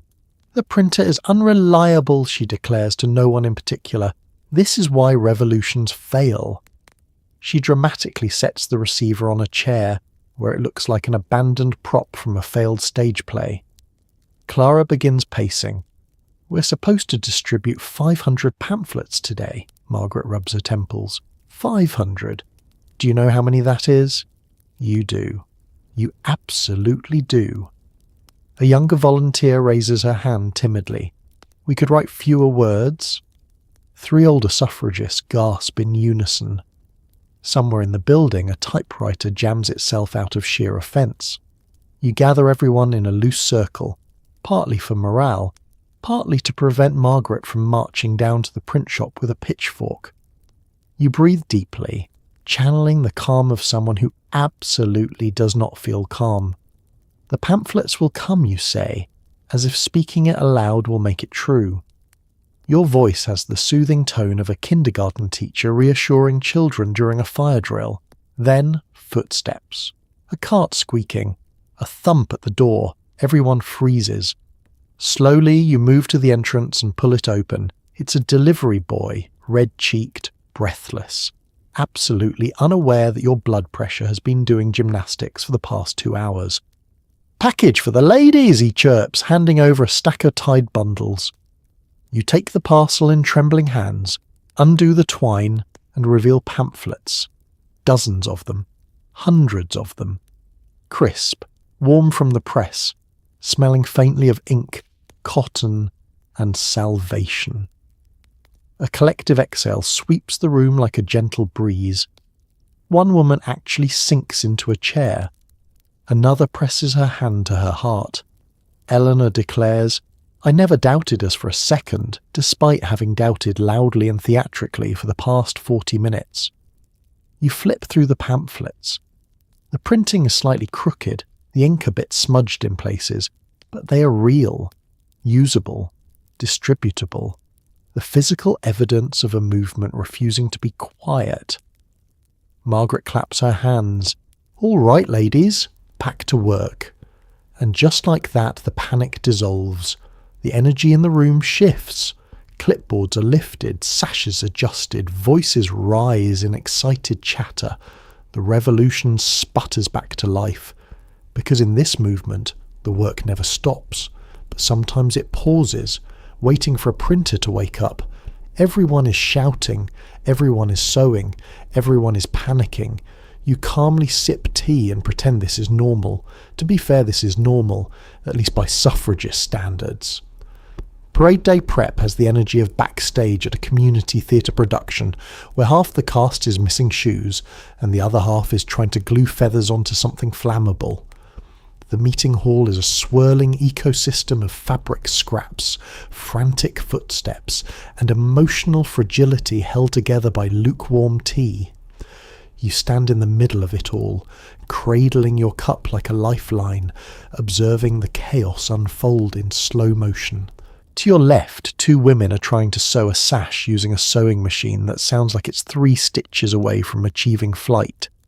Its metallic clatter echoes around the room, occasionally punctuated by one of them shouting, "Don't let go of the thread!" They let go anyway. The machine jams, tears are shed. The thread is blamed unfairly. Behind you, Margaret frantically irons ribbons while muttering to herself about visual consistency, pressing each strip with the intensity of a woman trying to exorcise a demon from a piece of fabric. The iron hisses angrily, adding an element of danger to an already unsafe environment. Clara's in the corner giving instructions no one asked for. "The banners must dry before we roll them, girls," she calls out, even though half the banners are already being rolled and the other half are mysteriously missing. Clara points at you next, and you make sure the hats have pins. You have no idea what this means, but you nod politely, as one does in times of crisis. Next to her, Eleanor is attempting to organise the lineup order using a chalkboard and an amount of chalk dust that violates several air purity laws. She draws arrows, then erases them, then redraws them in a new configuration that looks suspiciously like a treasure map. Several women hover over her shoulder, nodding as if they understand. They do not. The hats, meanwhile, have formed their own small mountain in the centre of the room. Ribbons, feathers, fake flowers, lace, and sheer architectural madness. Suffragist hats are less accessories and more structural engineering projects. You pick one up. It weighs approximately as much as a healthy infant. You put it back down before it can injure you. A woman rushes past you, nearly sloshing tea onto your shoes. "Has anyone seen my gloves?" she cries. Another woman stops sewing long enough to shout, "Check under the banners!" Someone else calls out, "Not those banners, the other banners." You take another sip of tea. Delicious chaos. In the back of the room, a smaller crisis unfolds. The megaphone is missing again. The megaphone is always missing. Someone swears they saw it in the hallway. Someone else insists it was in the kitchen. A third woman claims to have last seen it being used as a hat stand. This is entirely plausible. You set your tea down to help untangle a pile of sashes that has achieved sentience. They cling to each other like vines, forming loops and knots that defy physics. The group watches you struggle for a moment before deciding to let you handle it. This is betrayal. You persevere anyway. Outside, through the window, you can see early march participants starting to gather. The ones who are punctual, organised and unbothered. You wonder what that's like. Back inside, panic reaches its artistic peak. Someone shrieks that the banner poles are too long. Someone else shrieks that they're too short. Arguments erupt over whose handwriting is the most inspiring and whether purple ribbons clash with a particular shade of green. A small dog wanders into the hall wearing a suffrage scarf. No one knows who owns the dog. No one questions it. And yet, beneath the noise and chaos, there's a strange, steady rhythm. A hum of unity. A shared pulse. Everyone is stressed, yes. But everyone is here. Stitching, pinning, writing, organising, shouting, laughing, crying, and carrying one another toward the same purpose. You finish your tea and set the cup aside just in time for someone to thrust a bundle of finished sashes into your arms. "Take these to the line-up," she says breathlessly. You nod. Because in a moment, this chaos will transform into a line of proud, determined women marching through the streets. But for now, it's just cats. Cats wearing hats. And somehow you're herding them. You lace up the stiffest shoes known to mankind. Within 3 steps, you realise these shoes were designed by someone who hates feet. They sit in front of you like 2 small leather-coated warnings, sturdy, square, shineless, each one shaped like a brick trying unsuccessfully to pass as a shoe. They creak ominously when you pick them up, as if groaning under the weight of their own poor design choices. You slide your foot into the first one. It resists. Your heel catches. You wiggle, push, shove, and eventually force your foot inside with the same determination used to convince skeptics that women deserve voting rights. The shoe responds by squeezing your toes together like they're being punished for improper behaviour. The second shoe goes on slightly easier, possibly because your expectations have already been lowered to basement level. But the moment you stand up, both shoes revolt simultaneously. Your arches flatten, your ankles wobble. Somewhere in the distance, a violin of tragedy begins to play. Still, you take a few steps. Step 1, discomfort. Step 2, agony. Step 3, a spiritual experience wherein your feet briefly leave your body to file a complaint. The leather is stiff in the way only early 20th century footwear can be.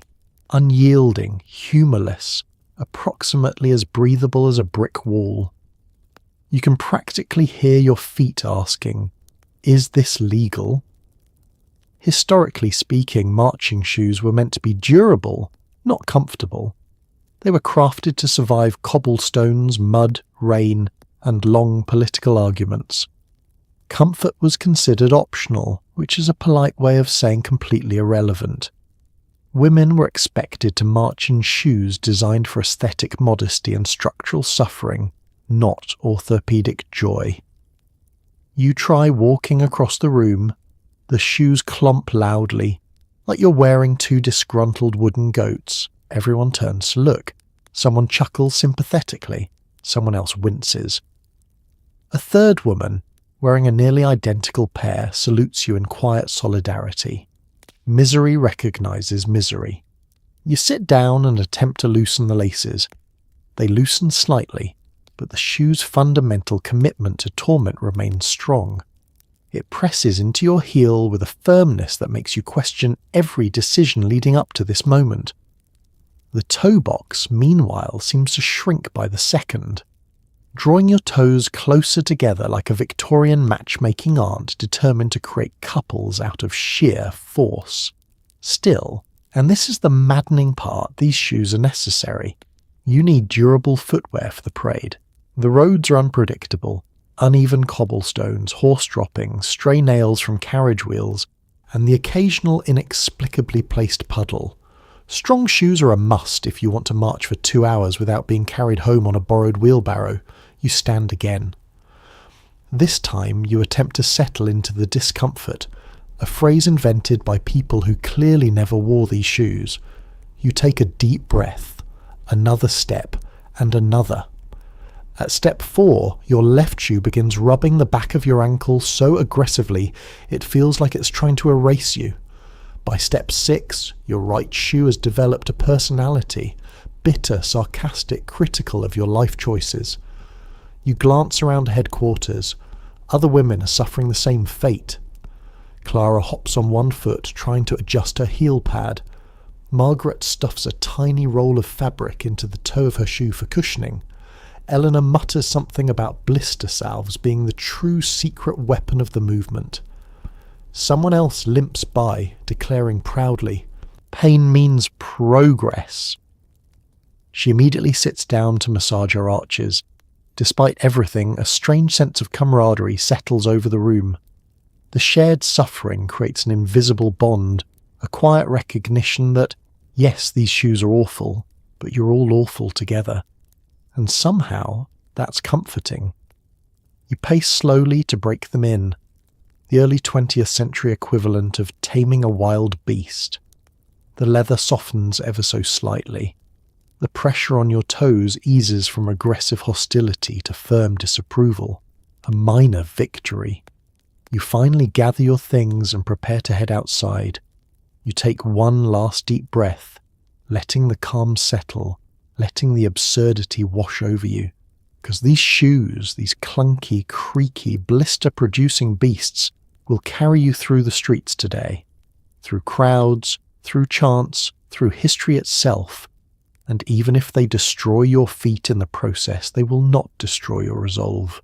Crowds line the sidewalks as you parade past, chanting slogans and trying not to trip. Somewhere a policeman is scowling at you like you just stole democracy. The street stretches ahead of you in a shimmering line of sunlight, banners and nerves. The march has just begun, yet somehow you already feel like you've lived 3 lifetimes since breakfast. Your feet hurt, your sash is slightly crooked, and your hat has decided now is the perfect time to slide precariously to the left. But none of that matters, because the crowd has arrived. And goodness, the crowd. There are thousands of them. Tens of thousands, perhaps. A swirling tapestry of hats, parasols, moustaches, judgment, curiosity, and the general energy of people who came here for entertainment and stayed for the drama. They pack every inch of sidewalk, leaning forward like they're watching a slow-moving parade of historical significance and questionable footwear. Some cheer, some scoff, some clutch their pearls so tightly they might snap. Whatever their reaction, they all seem to be staring directly at you. You try to walk with confidence, chin up, shoulders back, arms swinging in a gentle, I am calm and politically competent rhythm. But the cobblestones beneath your feet have other plans. Every small bump feels like a personal attack. You keep chanting with the group, hoping the synchronized voices drown out the sound of your internal monologue screaming, "Please don't fall, please don't fall, please don't fall." The chanting grows louder. Votes for women. Echoes down the avenue, ricocheting off buildings and shoulders alike. It's powerful. It's unifying. It's off-key. But musical talent is optional in social movements, so you continue. A little farther ahead, A group of schoolgirls wave small homemade signs, jumping up and down with excitement. Their enthusiasm gives you a sudden burst of warmth.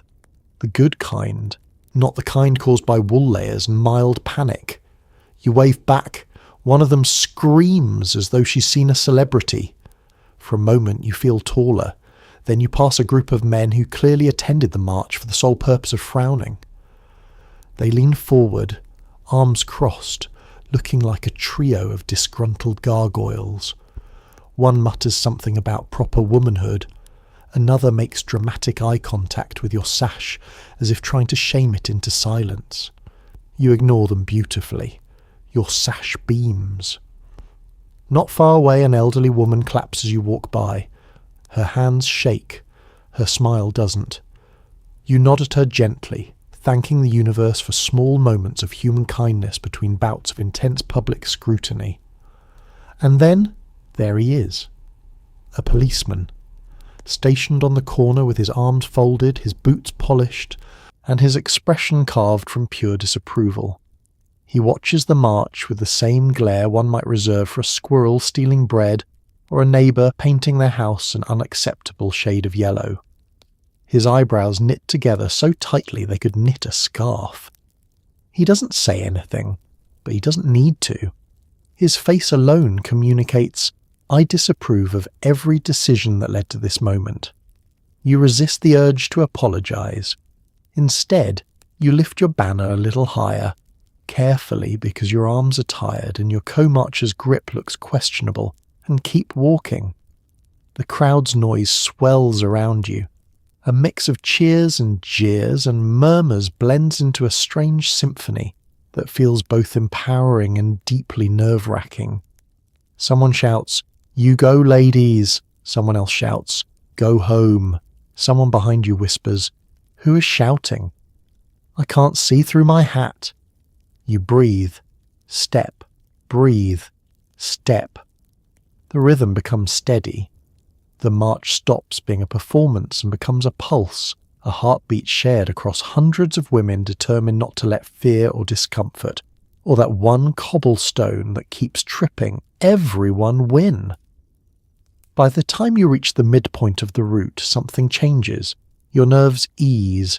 Your feet mostly comply. Your back straightens. Your voice grows stronger. Because you realise something important. The crowd isn't just watching you. They're witnessing history. Messy, loud, uneven history. And you're part of it. An awkward, sore-footed, slightly sweaty part, yes. But a part nonetheless. As you continue marching, your sash glints in the sunlight. Someone cheers louder. Someone else joins in. The policeman eventually looks away, defeated by your persistence. And for a quiet moment, beneath the noise and judgment and spectacle, you feel something warm and steady settle in your chest. You belong here. You're doing something brave, and no amount of judging eyes can dim that. A group of rowdy men attempts to disrupt the march. You stand your ground, mostly because your skirt is too tight to run. It happens slowly at first, a ripple in the crowd, a shift in mood, a few mutters from the sidewalk that grow louder and more nasal by the second. You can feel it before you can see it. The unmistakable scent of mischief, beer, and generational insecurity mingling into a single cloud of chaos. Then you spot them. A cluster of men stepping forward, puffed up like roosters who've been told someone questioned their authority.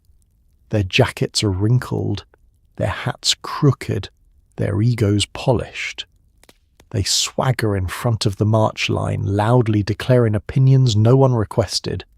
One steps directly in your path and announces, "Go home." This is nonsense. He looks proud of this, as though he's delivered a philosophical masterpiece. You stare at him calmly, partly because you refuse to be rattled and partly because your skirt genuinely prevents sudden lateral movement. The hem clings to your ankles like a clingy toddler, ensuring you stay rooted to the cobblestones whether you like it or not. A few other suffragists gather beside you, forming an accidental wall of wool, hats, and moral conviction. The rowdy men circle, booing dramatically, a sort of pre-World War I flash mob of bad decisions. One throws a clump of dirt.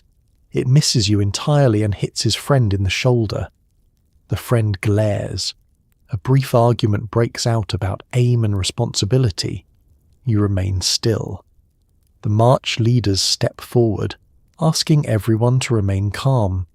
Eyes ahead, one woman instructs gently and keep walking, but you cannot keep walking because one particularly determined heckler has decided to block your way by planting himself like an oak tree fueled by spite.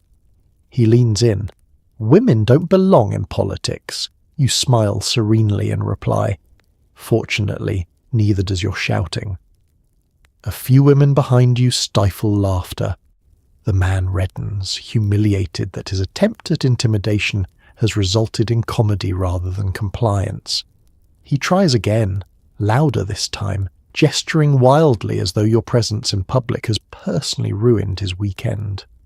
Meanwhile, the policeman from earlier, the one who scowled at you like you owed him money, ambles over with the enthusiasm of a sleepy tortoise.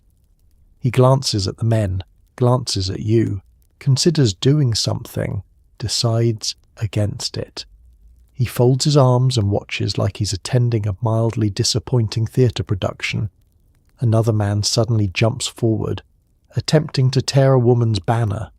He grabs the pole, yanks, and immediately regrets it, because the woman on the other end is built like a suffragist who carries furniture for fun. She gives the pole one mighty pull, and the man spins around awkwardly before stumbling backward into a puddle. A cheer rises from the marchers. He splashes. You try not to smile too obviously. Still, the tension builds. The crowd begins pushing. Hecklers shout louder. Someone behind you drops their sign. Someone else bends to pick it up and nearly causes a domino effect of women falling onto each other like a gentle, politically motivated pile of laundry. You plant your feet more firmly, or rather, your shoes plant themselves. The leather is so stiff that you couldn't lift your heels even if a parade of reasonably priced shoes walked by beckoning you. The hecklers surge again. You stand your ground out of bravery, yes, but mostly because pivoting is not physically possible. A chant rises around you, clear, loud, unified. Votes for women, votes for women. The sound drowns out the hecklers, drowning out your nerves, drowning out the policeman who is now pretending to be deeply interested in a crack in the sidewalk. Slowly the tide shifts. People in the crowd begin stepping forward, not hecklers but supporters. Older women, young shop girls, a few men who actually mean well. They surround the marchers at the edges, forming a protective buffer that pushes the troublemakers back. The rowdy men lose steam. Their shouts weaken, then dissolve into mutters, then into embarrassed silence. Eventually they drift away, defeated by the sheer volume of collective determination and accidental shoe-based immobility. The march continues. Your heart settles.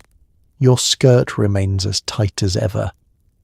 And as you walk forward again, feeling the weight of the moment and the warmth of solidarity, you think, not for the first time, that maybe courage is simply doing what you must when everything around you is loud, chaotic, and unreasonable.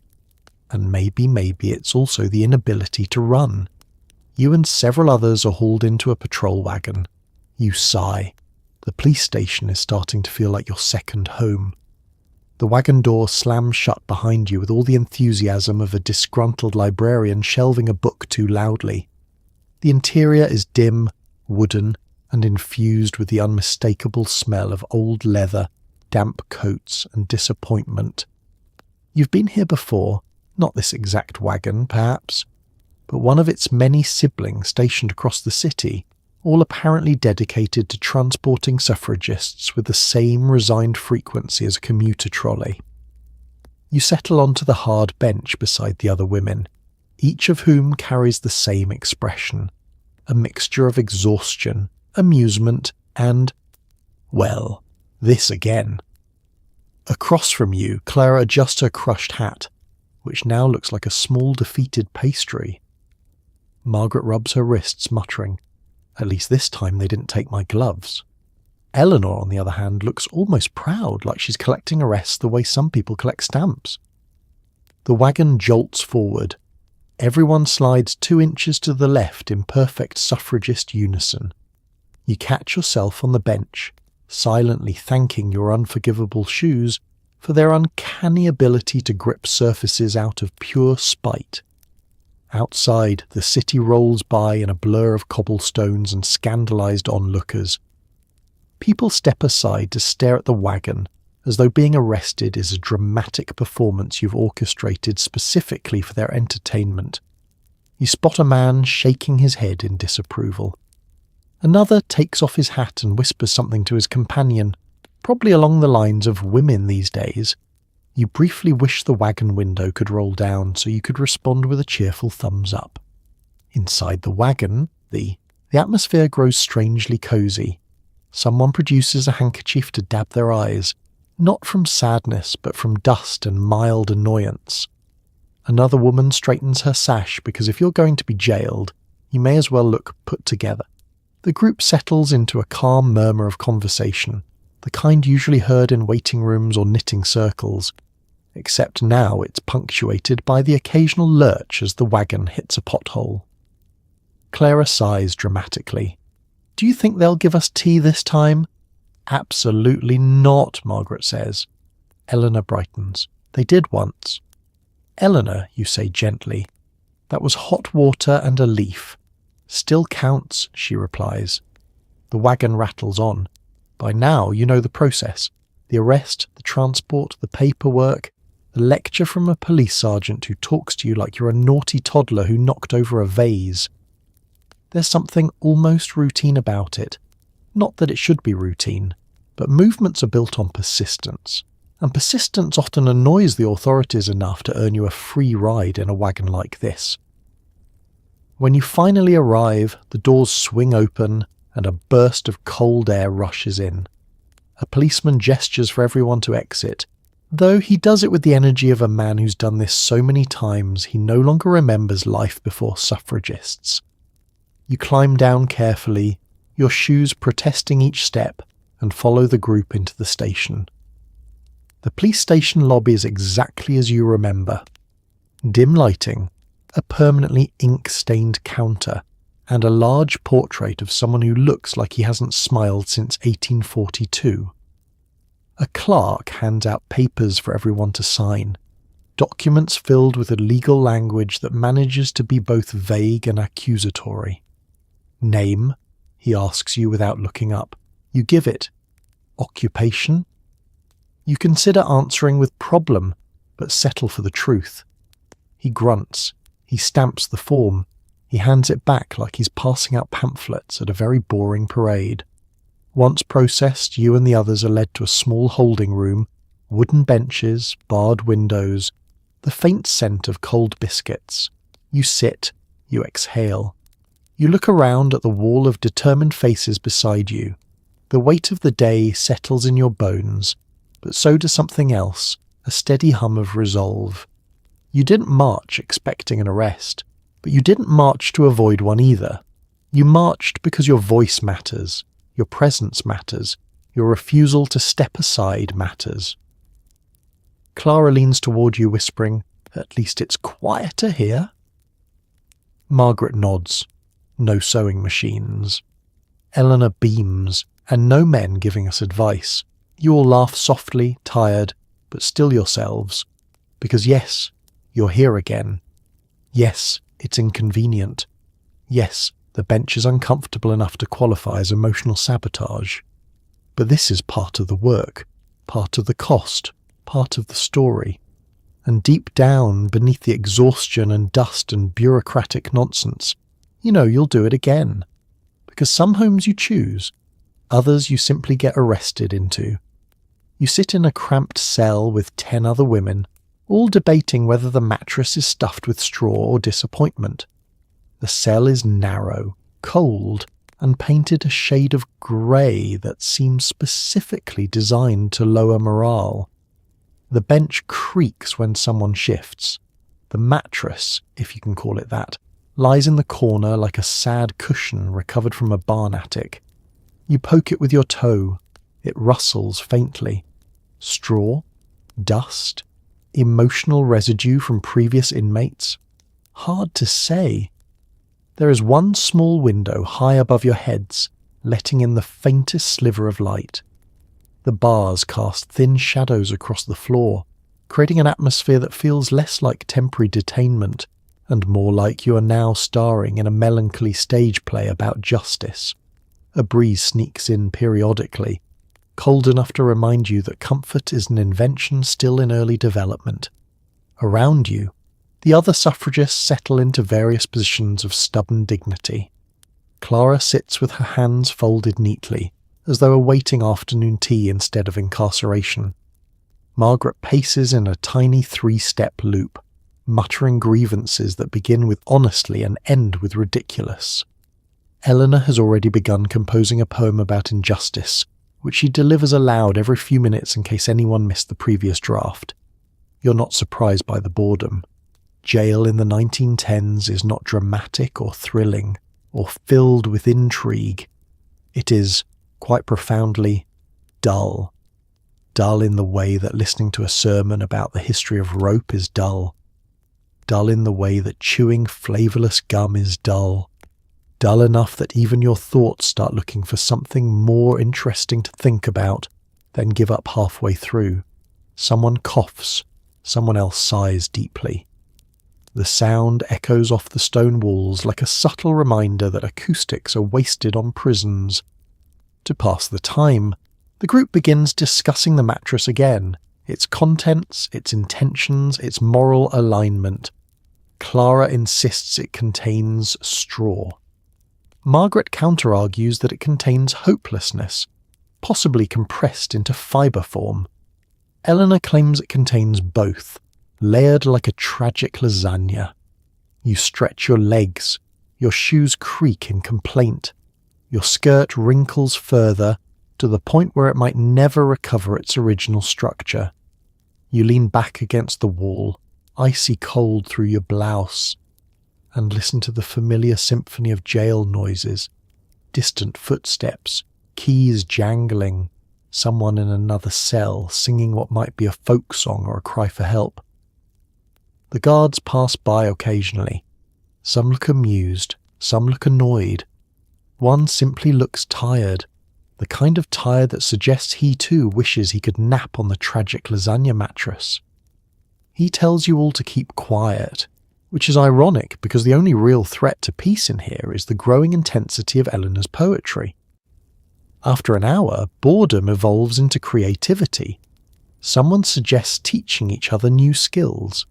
Clara demonstrates how to pin a sash with minimal blood loss. Margaret practices her public speaking voice by addressing the room as if you are a hostile Senate committee. A younger suffragist begins braiding the hair of anyone who sits still long enough. You help draw imaginary plans for the perfect march formation, knowing full well that real marches will never follow plans. At one point, the women begin sharing their arrest stories, comparing them like trading cards. "This is my 3rd time," one says proudly. "Second," another adds. "5th," Eleanor declares, with the pride of someone being inducted into a hall of fame she designed herself. You admit your own count, and the group nods in quiet approval, as if frequency of arrest is a badge of honour, which in this movement it absolutely is. As the hours drag on, the boredom becomes almost meditative, quiet, slow, still. A pause between storms. You find yourself thinking not about the discomfort, or the cold, or the mattress that is not a mattress, but about why you're here at all. Because change requires showing up, even when the consequences involve cramped rooms and questionable bedding. A soft conversation starts in the cell, hopes for the next march, dreams for the vote, prayers that future women won't have to endure this kind of nonsense. The voices blend into a gentle hum, lulling you into a strange, peaceful awareness that history is unfolding in the most unglamorous room imaginable. You breathe in, you breathe out. The mattress rustles. Someone sighs again. Jail isn't comfortable. Jail isn't exciting. Jail isn't even remotely clean. But sitting here with these determined, exhausted, brave women, it feels like something solid, something important, something worth every minute. You rest your head back against the cold stone and close your eyes. Sometimes history is loud, sometimes it's violent, and sometimes it's just waiting. You decide to join a hunger strike. By hour 4, you're questioning your commitment, your life choices, and the existence of sandwiches. It begins, as most questionable decisions do, with good intentions. The group has been discussing strategy in the cell, voices low and serious, the mattress of disappointment rustling faintly in the corner like an unimpressed chaperone. "We need to send a message," Clara announces. A bold message. Someone suggests hunger striking, and everyone nods solemnly. It seems noble, powerful, symbolic. And then it becomes Wednesday. The least noble, least powerful, least symbolic day of the week. Still, you raise your hand in solidarity. "I'll join," you say. The others nod approvingly. This is what commitment looks like. That's hour 0. Hour 1 is still fine. You sit tall, clutching the dignity of your decision and the faint, fading memory of breakfast. Your stomach grumbles, but you pat it with a reassuring, "this is for justice" kind of gesture. You feel strong, focused, like a political warrior who has transcended earthly needs such as snacks. Hour 2 arrives like an unwelcome guest. Your stomach begins narrating its grievances loudly enough for the entire cell to hear. The rumble echoes off the stone walls like a mournful tuba. Eleanor suggests deep breathing. You try it. Your stomach responds with a groan of betrayal. Clara offers a pep talk. You nod politely while imagining a loaf of bread delivering the same speech. By hour 3, the nobility begins to fade. You start thinking about food in a way that feels personal, emotional, philosophical. You remember sandwiches you once knew, pies you once loved. You even think fondly of that vegetable loaf from the cafe, which is a sign something has gone very wrong. Margaret tries to distract everyone by recounting the most dramatic arrest she's ever experienced, involving a runaway horse, a broken banner pole, and a very judgmental goose. But halfway through the tale, she pauses and mutters, "I could really go for a biscuit." Everyone agrees. You shift on the bench. The hunger is no longer a noble ache, but a demanding, stubborn creature living somewhere near your ribcage. It growls again, louder this time. One of the guards walks past your cell and glances in with mild alarm, as though a wild animal might be loose inside. Hour 4 hits like a philosophical crisis. You begin questioning everything. Why hunger strike on a Wednesday? Why not a Monday, when you're already miserable? Why not a Friday, when suffering feels thematic? Who invented food anyway? And why, for the love of all things reasonable, does the air suddenly smell faintly of bread when no bread is present? Clara sits beside you and whispers, "Stay strong." You nod, though you feel anything but strong. Your body feels like a hollow drum. Your hands feel like they're made of cold string. Your brain, usually so sharp, is now a gentle loop of repeating thoughts. Toast, toast, toast. The other women shift in similar discomfort. Hunger striking is effective, yes, but glamorous. Not even remotely. Margaret leans back against the wall, her eyes half closed. "I think I'm transcending hunger," she says. She is not. She is probably hallucinating crackers.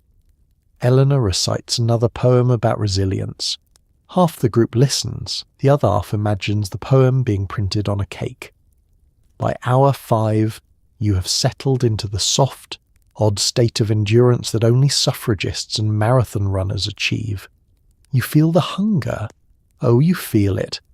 But you also feel something unexpected beneath it. A quiet, stubborn strength. Not loud, not dramatic, just steady. You remember why you're here, why you're striking, why you're refusing food on a Wednesday that feels like it will never end. Because you're protesting injustice. Because you deserve representation. Because your voice matters enough that denying yourself lunch becomes a political act. You close your eyes and breathe through the ache. The hunger doesn't vanish, but it shifts, becoming background noise instead of a crisis. The women around you straighten their backs. The cell grows silent, except for the occasional stomach grumble that sounds almost like applause. Hour 6 approaches. You're hungry, you're uncomfortable, you're mildly delirious, but you're still here, still committed, still part of a movement that refuses to shrink, even in the face of straw-filled mattresses, cold floors, or the haunting memory of sandwiches, and somehow that makes the hunger feel a little more bearable. Doctors arrive with equipment that looks like it belongs in a medieval dungeon. You lie back and regret everything. They file in like a grim parade, men in stiff white coats carrying metal trays and rubber tubing, wearing expressions that suggest they have never once questioned whether they might be the villain in someone else's story. Their footsteps echo down the hallway, each step a reminder that hunger strikes are powerful, but institutions always try to reassert control. The first doctor, a tall man with a moustache shaped like a disapproving parenthesis, surveys the room with clinical detachment. Behind him, an assistant unwraps a metal instrument that looks suspiciously like it was repurposed from a garden shed. Another mixes something in a bowl that smells faintly of milk, despair, and aggressive paternalism. You give the mattress of disappointment one last mournful glance before reclining against it. The straw inside crunches like it's trying to warn you. Clara squeezes your hand. "Breathe," she whispers, though she looks like she could use the reminder herself. Margaret watches with a steady, defiant gaze, arms crossed so tightly her knuckles turn white. Eleanor is already composing a dramatic internal monologue about injustice. The doctor clears his throat, a self-important noise, and announces, "This is for your own good." You resist the urge to sit up and shout, "Then please let me decide what my own good is," but the room is already shifting into the next stage of procedure. A rubber feeding tube appears. It is long, alarmingly long. The doctor holds it up as though expecting applause. The women around you collectively lean away, each wearing an identical expression of absolutely not. You lie back because resisting would only escalate things, and because your skirt is too tight to make sudden movements anyway. The doctor tilts your head, muttering instructions that do not help. The tube approaches your face slowly, too slowly, like a villain monologuing before striking. When it enters your nostril, every instinct in your body rises up in protest. You want to sneeze, you want to shout, you want to leap out a window and run across a field of wildflowers. But you stay still, gripping Clara's hand like it's the only real object in the universe. The sensation is indescribable, a mixture of burning, pressure, and the distinct feeling that your nose is being colonized. Tears spring to your eyes involuntarily. The doctor says, "Almost done," in a tone that implies he has said this hundreds of times and believed it never. Milk mixture is poured into a funnel and slides down the tube with a steady, relentless determination, like it's training for a marathon. Your throat tightens, your stomach contracts, and for a moment you wonder if perhaps the vegetable loaf wasn't so bad after all.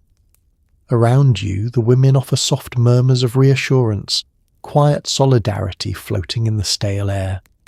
"You're doing beautifully," Clara whispers. Margaret nods fiercely.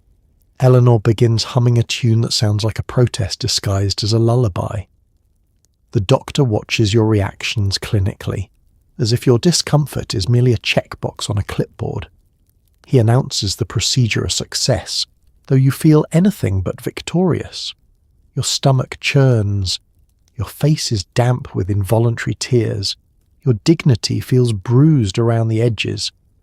They withdraw the tube blessedly and pack up their equipment with the brisk efficiency of people who will absolutely not be reflecting on their choices later. As they leave, one doctor says, "There, much better," as though he has just solved a minor inconvenience and not trampled the bodily autonomy of a human being. The cell is quiet for a long moment after the door shuts. Then Clara wipes your forehead with a damp handkerchief. "You were brave," she says softly. Margaret sits beside you, gently adjusting your shawl. Even the mattress crinkles sympathetically beneath you. Eleanor begins scribbling something on the wall with a piece of chalk she absolutely wasn't supposed to have. You breathe slowly, letting the world settle again. The hunger strike has been interrupted forcibly, but your resolve hasn't been. If anything, it burns hotter now, quietly, fiercely, without the need for speeches. Because making history isn't always loud. Sometimes it's lying on a straw mattress surrounded by women who refuse to let even force-feeding break you. And in that small, cold cell, you understand.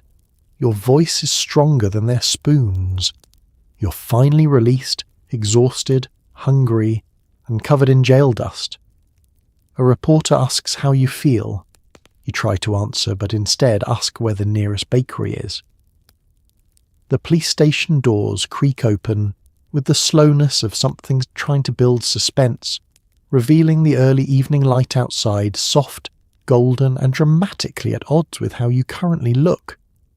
You step out with the wobbling dignity of a newborn deer wrapped in wool. Your hair is flattened.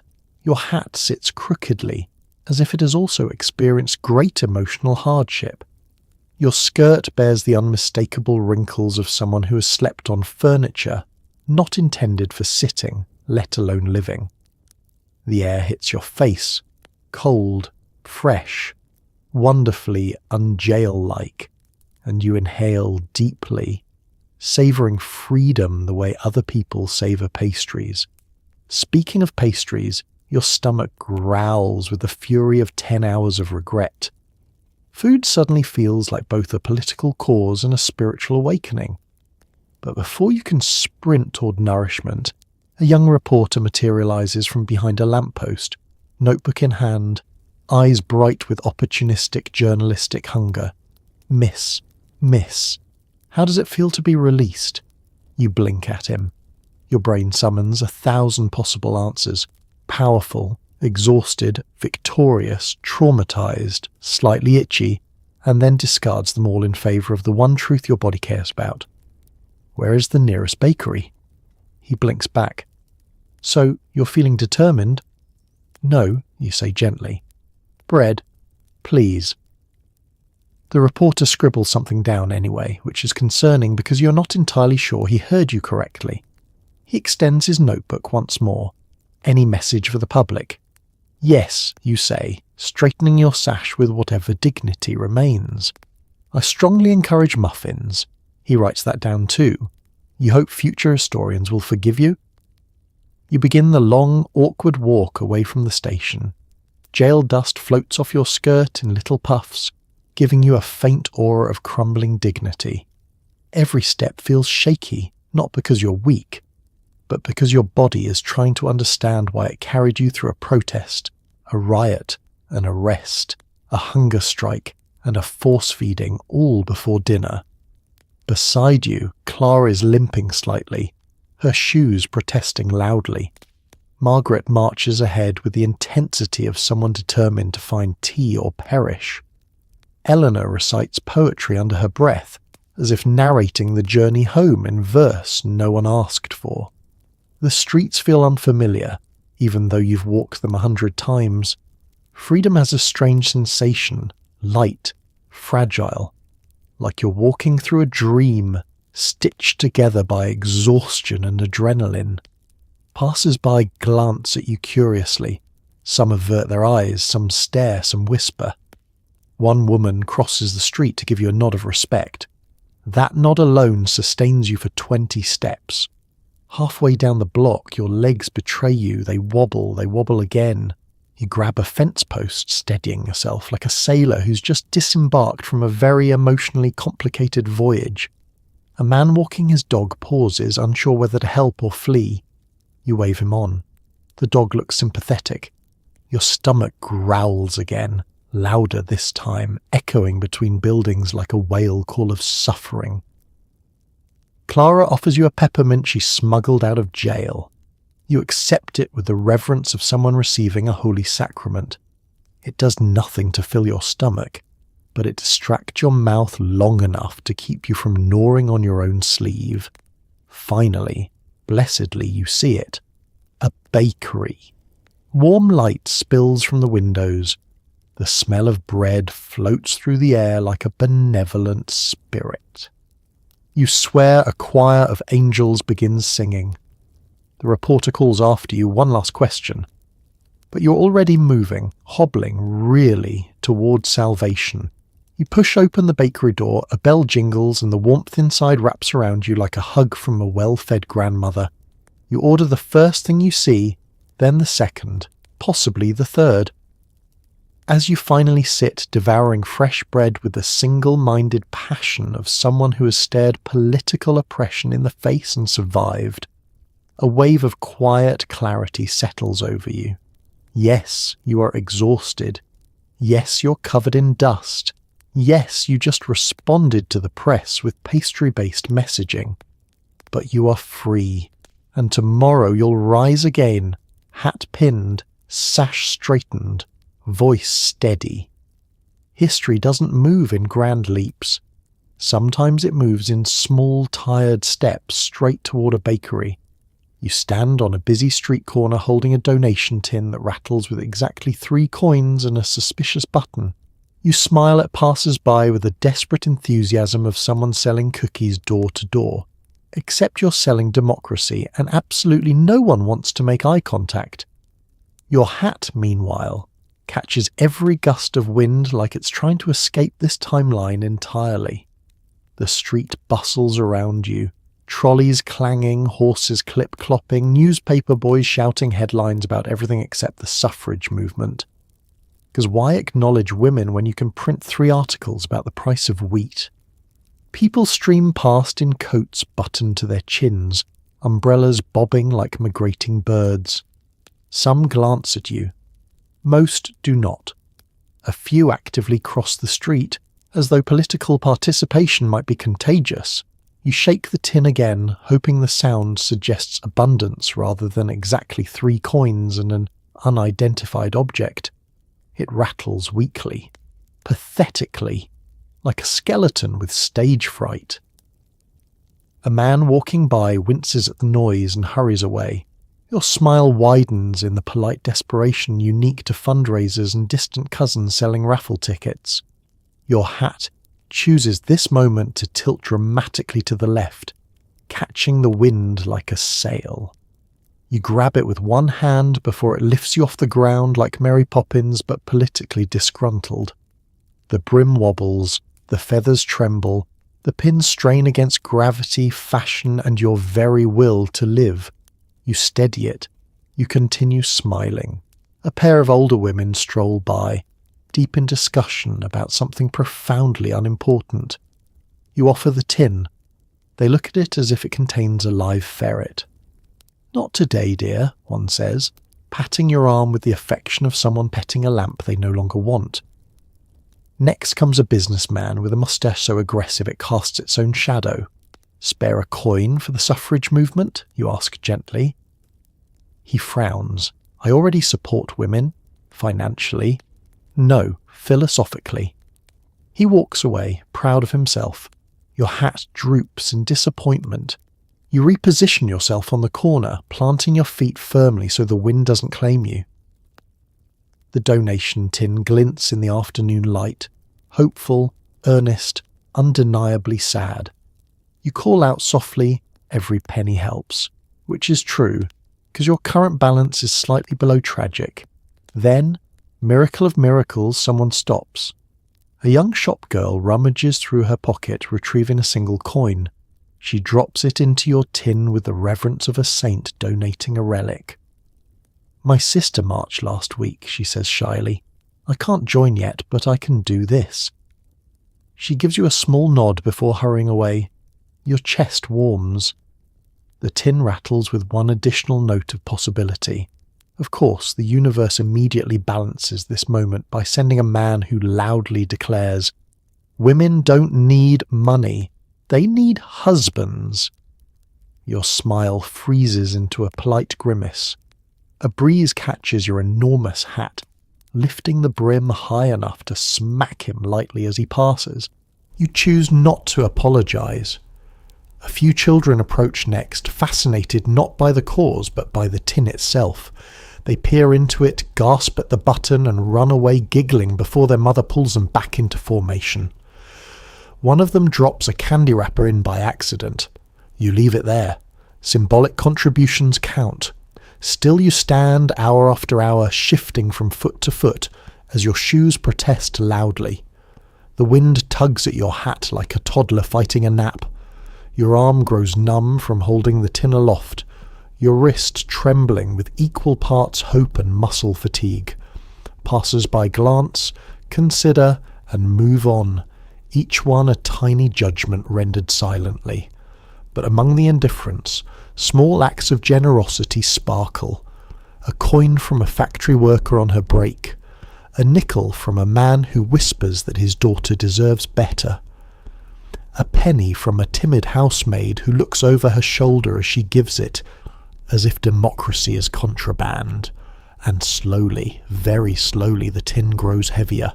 By late afternoon, your smile has softened into something real. The wind has given up wrestling your hat. Your feet ache, your throat is dry, and you're 87% sure the suspicious button in the tin belongs to someone important, but you feel steady, fulfilled in a quiet, stubborn way. Because fundraising isn't glamorous, it isn't loud, it isn't headline material. It's standing on a street corner offering people the chance to help change the world, one tiny hesitant coin at a time. You look into your tin, no longer empty, not yet full, and realize that every rattle is a vote of confidence, a whisper of support, a miniature promise that someone, somewhere, believes in the same future you do. And that's worth every awkward smile and every wind-tossed feather. You sit in a parlour with 15 other women as an instructor, gently reminds you not to shout your slogans too aggressively, as if that's how movements work. You practice standing tall, making persuasive eye contact, and holding your protest signs at an angle that says fierce but approachable. The goal? To demand political equality while somehow still being ladylike enough not to frighten men. The parlour itself is a marvel. Lace curtains, floral wallpaper, delicate porcelain teacups arranged as if awaiting a very polite uprising. The chandelier trembles slightly each time someone shifts in their chair, as though it senses the revolutionary energy and is unsure whether to support it or flee. You sit with your back straight, ankles crossed, trying to look both defiant and demure, an emotional combination achievable only by suffragists and certain species of decorative birds. The etiquette instructor, Mrs. Allworth, a woman whose spine appears to be constructed entirely from iron and expectations, surveys the room with a smile so tight it might crack at any moment. "Ladies," she says, clasping her gloved hands together, "remember that a calm, gentle demeanour inspires confidence." You nod. Everyone nods. Meanwhile, in your head, you're replaying yesterday's protest, in which you nearly yelled at a policeman after he stepped on your shoe. Mrs. Allworth demonstrates proper marching posture. She lifts her chin exactly 1 inch, shoulders back, sign held aloft, with the grace of someone presenting an award. "Your slogans," she continues, "must be clear and confident, but not shrill. You practice. Votes for women." Mrs. Allworth raises an eyebrow. You adjust. "Votes for women?" She frowns softly. You try again. Votes for wool, man. Now you sound like a Victorian ghost politely making a request. Clara leans over and whispers, I feel like I'm training to sell handbags, not topple the patriarchy. You stifle a laugh, which Mrs. Allworth interprets as a hiccup of empowerment. Next, you move on to persuasive eye contact. This involves staring at your reflection in a handheld mirror and attempting to look determined without scowling, confident without glaring, passionate without looking like you're about to start a bar fight. After 6 attempts, you land on an expression best described as concerned librarian with a dream.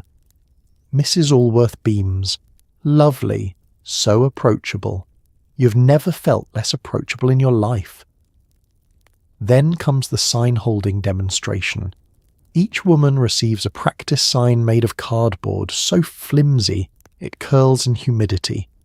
You raise yours as instructed, elbows in, wrists firm, smile soft, chin forward. The effect is meant to signal strength and poise. Instead, you look like a debutante trying to advertise a lost dog. Remember, Mrs. Allworth says, gliding between the chairs like a very polite shark. The movement requires discipline. Men must see that we are serious, dignified, rational, graceful. Behind you, Margaret accidentally knocks over her chair and Eleanor sneezes so loudly the chandelier trembles again. Mrs. Allworth continues as though nothing has happened.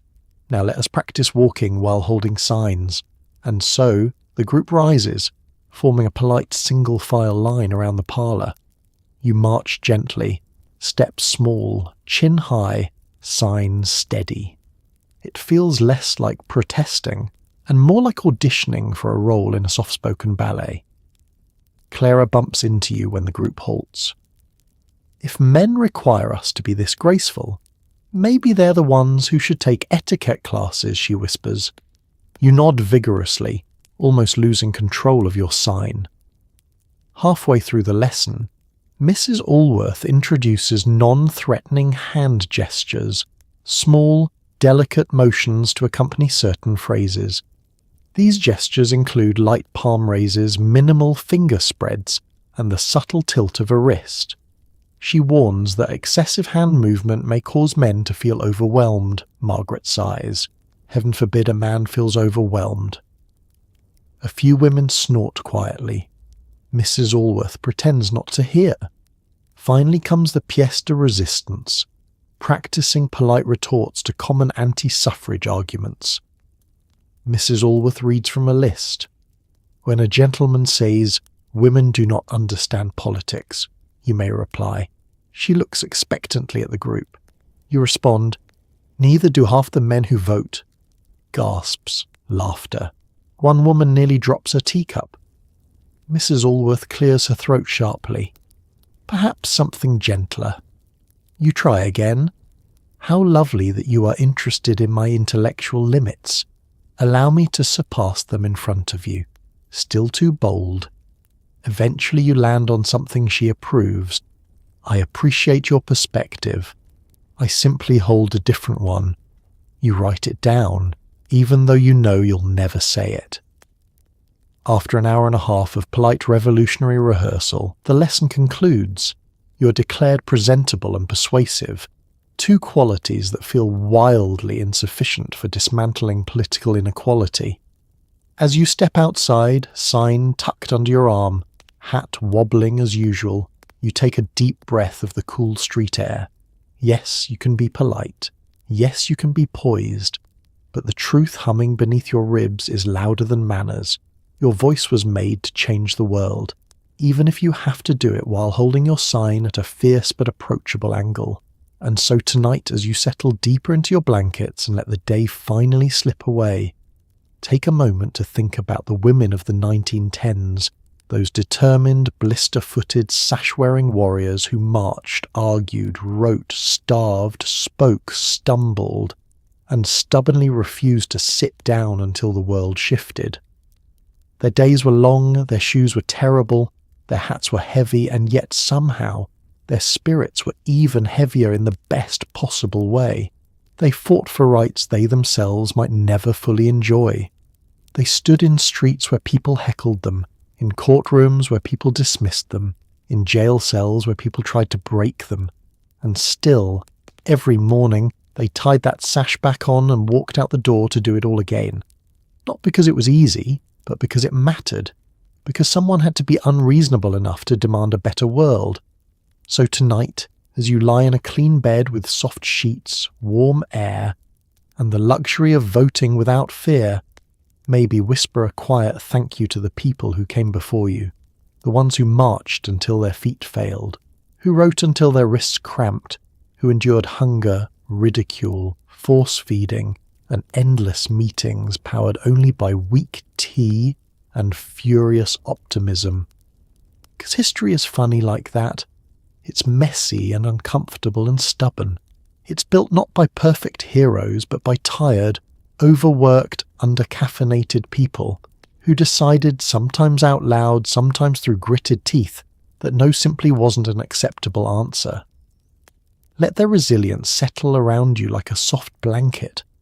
Let their courage remind you of your own, and let the gentle truth of their legacy ease you into rest.